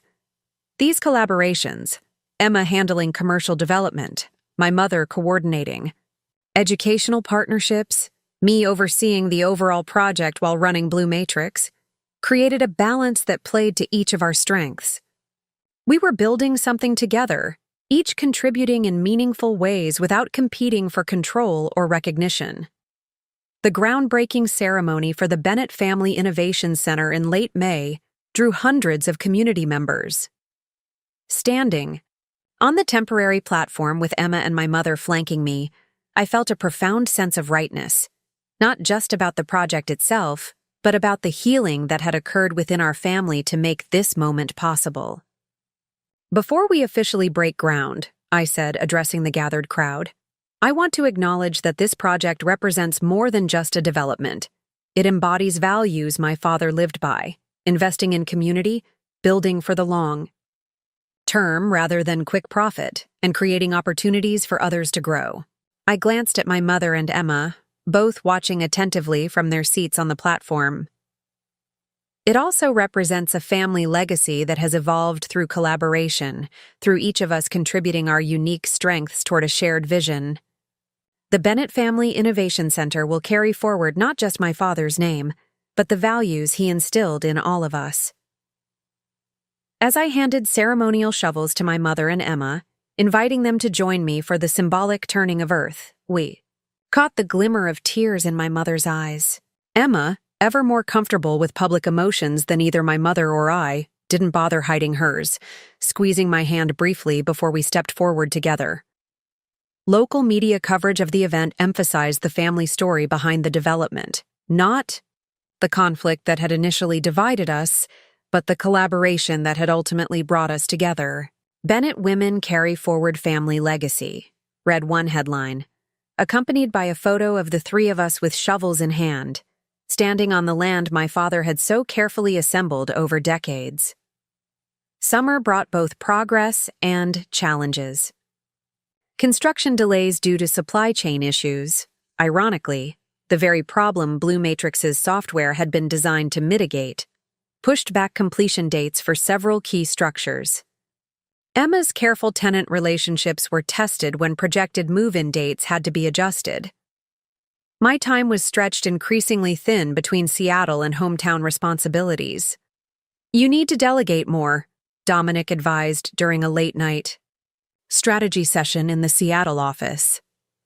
Both here and with the development project. You can't keep this pace up indefinitely. He was right, of course. The strain of managing both worlds was taking a toll, manifesting in missed meals, shortened sleep, and a persistent tension headache that medication barely touched. The successful woman featured in business publications as the innovative founder of Blue Matrix was functioning on autopilot more often than I cared to admit. The solution came from an unexpected direction. During a routine project meeting in Nakiai, July, Emma made an observation that changed the trajectory of my professional life. You know, the systems you've developed for Blue Matrix could really streamline our construction management, she noted, as we discussed the latest delays. The predictive modeling for inventory could be adapted to track building materials, anticipate shortages before they impact timelines. I've been thinking about that, I admitted, but adapting the software would require significant development, resources, and my team is stretched thin with our core business commitments. Emma's expression became thoughtful. What if we became the test case for your community development division? Use Bennett Commons as the pilot project to adapt your technology for a new market. The suggestion was brilliant in its simplicity. Rather than trying to manage two separate entities, Blue Matrix and Bennett Commons, as parallel but unconnected responsibilities, we could integrate them, using the development as a real-world laboratory for expanding Blue Matrix's business model. Within weeks, we had established a formal partnership. A small team from Blue Matrix relocated temporarily to our hometown office, working directly with the construction and development teams to adapt our supply chain software for community development applications. The collaboration energized both projects, creating synergies neither could have achieved alone. This is exactly what the strategic investment was meant to fund, I told the Wentworth Capital representative during their quarterly site visit in August. Practical applications of our core technology in new sectors, with real-world testing and refinement. The integration of the two projects didn't just make business sense, it also allowed me to unify my divided professional life. Rather than constantly shifting between separate responsibilities, I could approach both through a cohesive vision that leveraged the strengths of each. As autumn approached, bringing cooler temperatures and the rich colors of changing leaves, Bennett Commons began to take tangible shape. The community center's distinctive curved roof became visible from the main road into town. The first residential units were nearing completion, their sustainable design features already attracting interest from potential residents. The commercial spaces Emma had so carefully curated were being finished according to tenant specifications, creating a diverse ecosystem of local businesses rather than the cookie-cutter retail typical of new developments. Standing on the observation deck we'd built for community members to safely view the construction progress, I often found myself reflecting on the journey that had brought us here. Just over a year earlier, I had sat across from my mother and sister at a dining table, hearing them explain why I should give up my inheritance to serve Emma's needs. Now we stood as partners in bringing that inheritance to its fullest potential, each contributing in ways that honored my father's legacy while creating something new and meaningful. One evening in early October, as sunset bathed the construction, sight in golden light, Emma joined me on the observation deck. We stood in companionable silence for several minutes, watching as workers completed their daily tasks below. "Do you ever wonder what Dad would think of all this?" she asked finally, gesturing toward the emerging development. "All the time," I admitted. "I like to think he'd approve." Emma nodded slowly. "He would. It's exactly what he envisioned. For this land, something that serves the community while maintaining its unique character." She paused, then added quietly, "I wish I'd understood that sooner." The simple acknowledgement represented how far we'd come. Emma's willingness to recognize her earlier misunderstanding without defensiveness, my ability to hear it without needing to prove I'd been right all along. "We got here eventually," I offered. "That's what matters."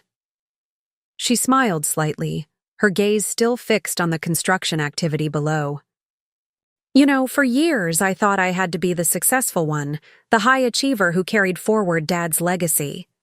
Finding out about Blue Matrix, about what you'd built completely on your own, it shook my whole self-image." "It wasn't a competition," I said gently. "No, but I made it one," she acknowledged. "I defined success so narrowly. Visible achievements, status markers, things people could see and envy. I completely missed the kind of quiet, substantial building you were doing." The honesty of this reflection, delivered without drama or expectation of response, felt like the culmination of months of gradual healing between us. Not perfect reconciliation or erasing of past hurts, but authentic recognition of patterns that had shaped our relationship and genuine effort to create healthier ones. "We're different people," I said, echoing words I'd spoken at Christmas. "We always have been. Maybe that's not something to overcome, but something to leverage, complementary strengths rather than competing approaches." Emma considered this, then nodded. "That's exactly what we've done with Bennett Commons, isn't it? My local knowledge and relationship building, your strategic vision and technological expertise, Mom's community connections, different strengths creating something none of us could have built alone." The grand opening of Phase 1 was scheduled for November, 1 year after the contentious town council meeting where our family conflict had played out so publicly. The symmetry felt appropriate, a full circle that transformed division into collaboration. The week before the opening, I received an unexpected call from Brady Sullivan, the mayor who had moderated that tense meeting 12 months earlier. "The town council would like to recognize the Bennett family at the ribbon-cutting ceremony," he explained. "Not just for the development itself, but for demonstrating how family businesses can evolve through generations while maintaining core values." "That's very kind," I said.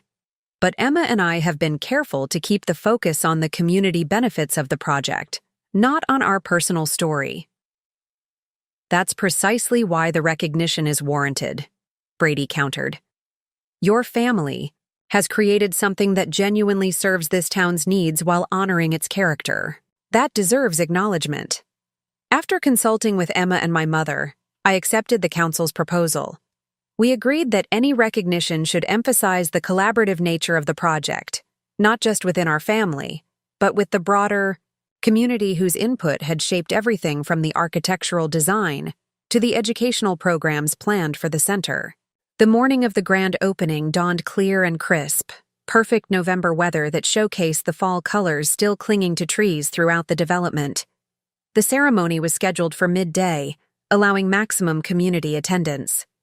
By 11, the parking area was already filling with local residents, business owners, and media representatives. Standing in the small preparation room behind the community center's main hall, I watched through the window as people gathered. In the plaza, Jacob and Zoe darted between adults, proudly wearing Bennett Commons staff t-shirts Emma had made specially for them. My mother greeted longtime friends and neighbors, her natural social grace evident in every interaction. Emma moved between the commercial tenants, ensuring last-minute details were addressed before the formal opening. "Quite a turnout," Harold observed, joining me at the window. My father's attorney and friend had become a trusted advisor throughout the development process, offering both legal guidance and personal support. "More than we expected," I agreed.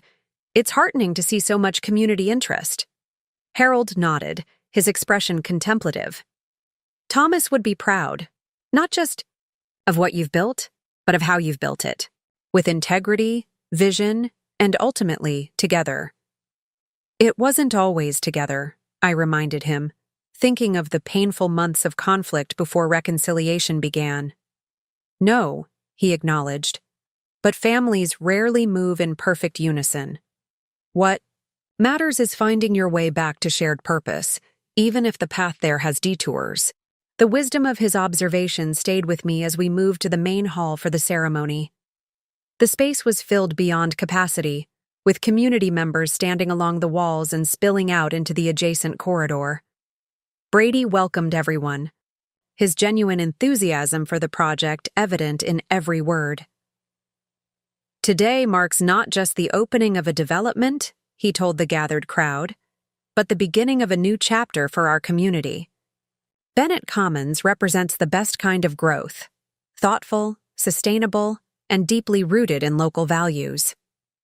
As the ceremony progressed, various stakeholders spoke briefly, the school superintendent highlighting the technology education programs, the head of the grocery cooperative explaining their expanded model, the director of the senior center describing new intergenerational initiatives that would operate from the community building. Finally, Brady invited my mother, Emma, and me to join him at the podium. "The Bennett family has been part of this community for generations," he said, "contributing to its growth and character in countless ways. This development continues that tradition through the vision and collaboration of three remarkable women." As we stood together, I felt a profound sense of completion, not an ending, but the establishment of a new beginning built on stronger foundations than before. My mother spoke first, her voice steady and clear as she thanked the community for their support and input. Emma followed, highlighting the local businesses that would bring the commercial spaces to life and the community benefits they would provide. When my turn came, I found myself temporarily overwhelmed by the journey that had brought us to this moment. From inheritance dispute to collaborative vision, from family conflict to genuine partnership. A little over a year ago, I began. This project existed only as potential. Lines on paper, numbers in projections, a vision of what might be possible. Today, it exists as reality because of the contributions of countless individuals, from construction workers to community advisors to business owners, willing to take a chance on a new concept. I glanced at my mother and sister standing beside me. Most importantly, it exists because of a family's willingness to transform conflict into collaboration, to recognize that different perspectives and skills can create something stronger than any individual vision. As we cut the ribbon together, my mother, Emma, and I each holding a section of the ceremonial scissors. The applause that erupted felt like affirmation not just of the development itself, but of the journey that had created it. The reception that followed allowed community members to explore the completed spaces. The community center with its flexible design, the first residential units showcasing sustainable features, the commercial area where local businesses were hosting preview events ahead of their official openings. Standing near the center's main entrance, watching people move through the space with expressions of curiosity and approval, I felt a tap on my shoulder. Turning, I found Jacob looking up at me with serious eyes. "Aunt Lily, did you know I helped design part of this building?" he asked, his voice carrying the particular pride of an 8-year-old who has contributed to something important. "I absolutely did," I assured him, crouching to his level. "The reading nook in the children's area was your idea, wasn't it?" He nodded vigorously. "And Mom says maybe I can help design more buildings when I grow up. She says I have a natural talent for architecture." "Your mom is right about that," I agreed, glancing across the room where Emma was chatting with several of the commercial tenants. "You have a wonderful eye for design." "Mom says I got that from Grandpa," he confided. "She says he could look at empty land and see exactly what should be built there." The observation, simple but profound in its multi-generational connection, brought unexpected emotion.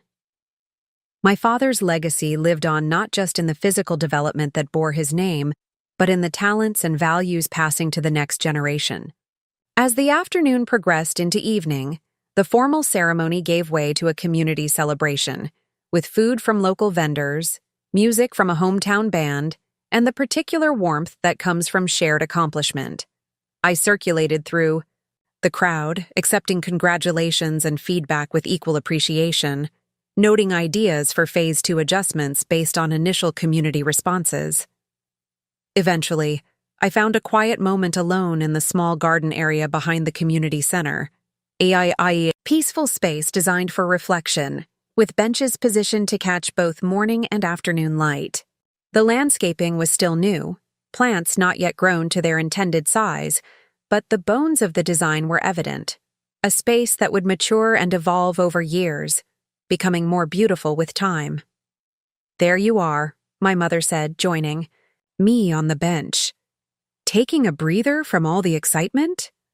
I nodded, grateful for her understanding. Despite years in business leadership, large social gatherings still drained me in ways they never seemed to affect Emma. "It's all quite remarkable," she observed, looking around at the garden space. "Not just the physical buildings, but what they represent. How far we've all come in a year." "It's been quite a journey," I agreed. She was silent for a moment, then said quietly, "I've been thinking about what you told us that day at the restaurant, about your company, about the life you'd built that none of us knew about.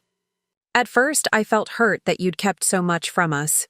But over time, I've come to understand why you needed that separation." I waited, giving her space to continue. "Our family dynamics didn't allow you much room to develop your own identity," she acknowledged. "Emma took up so much emotional space, and I enabled that pattern rather than challenging it. Building something completely separate was perhaps the only way you could truly discover your own capabilities." The insight surprised me, not the observation itself, which aligned with my own understanding, but her ability to articulate it so clearly, to see patterns that had been invisible to her for decades. "It wasn't a conscious decision at first," I told her. "When I moved to Seattle, keeping my professional life separate just felt easier. Over time, it became more intentional, a space where I could define myself by my own standards, not in comparison to Emma or anyone else." My mother nodded slowly. "And now that those worlds have collided and merged?" I considered the question, looking out over the development that represented both my inheritance and my own creation. "Now it feels right to have them connected. The separation served its purpose. It allowed me to build my confidence, my identity. separate from family expectations. But integration feels like the natural next step. She smiled, a gentle expression that reminded me suddenly and powerfully of my father. That's what growth looks like, I think. Building boundaries when we need them, opening doorways when we're ready. As twilight settled over Bennett Commons, casting long shadows across the newly constructed buildings and carefully planned green spaces, I found myself filled with a profound sense of completion. Not an ending. There was still Phase 2 to develop, Blue Matrix's Community Applications Division to expand, family relationships to continue nurturing, but the satisfaction of having transformed conflict into creation, of having honored my father's legacy while establishing my own. The inheritance he had left me, land valued at approximately $2 million, had been the catalyst for revealing my own success, for establishing healthier family dynamics, and for creating something that would serve the community for generations to come. What had begun as a painful dispute had evolved into a collaborative vision worth far more than the monetary value of any single asset. Later that evening, as the celebration wound down and only family remained, Emma approached me with 2 glasses of champagne, handing one to me with a small smile. "Remember last year at the town council meeting, when I stormed out after Mom? Read Dad's letter?" she asked, her tone rueful but not bitter. I nodded, accepting the glass. Hard to forget. "I was so angry," she admitted. Not just at losing control of the narrative, but at realizing Dad had seen me so clearly, both my strengths and my limitations. It took me months to accept that his decision wasn't about loving you more or valuing you higher, but about matching the right resource to the right steward. She gestured around us at the community center, now quiet except for cleanup crews preparing for the next day's formal opening to the public. "You were the right steward for this vision. I see that now. What you've created honors him perfectly." The acknowledgement, straightforward, without qualifications or lingering resentment, felt like the final piece settling into place in our transformed relationship. "We created it together," I corrected gently. "Each contributing what we do best." Emma smiled, raising her glass slightly. "To Bennett Commons," she proposed, "and to Dad, who somehow knew what each of us needed before we did." "To Dad," I agreed, touching my glass to hers. "And to family legacies, both the ones we inherit and the ones we create." As we stood there in the quiet of the completed community center, surrounded by the tangible results of our collaborative efforts, I thought about the journey that had brought us to this moment. My mother had been right about growth, about building, boundaries when needed, and opening doorways when ready. The secret company I'd built had given me the strength and confidence to stand firm when my inheritance was threatened. That firmness, in turn, had catalyzed a painful but necessary transformation in our family dynamics. The $10 million company I'd revealed in response to my mother's assertion that my sister deserved my inheritance had become something more valuable than its impressive valuation. It had become the foundation for a new kind of family legacy, one built on mutual respect, complementary strengths, and shared purpose rather than competition or comparison. Standing beside my sister in the building that bore our family name, I felt a deep certainty that this was exactly what my father had intended all along. Not just the development itself, but the journey of growth and healing that created it. As his letter had said, the land represented possibility. Through conflict and reconciliation, through individual achievement and collaborative creation, we had transformed that possibility into reality. A legacy worthy of the Bennett name. Up next, you've got 2 more standout stories right on your screen. If this one hit the mark, you won't want to pass these up. Just click and check them out. And don't forget to subscribe and turn on the notification bell so you don't miss any upload from us.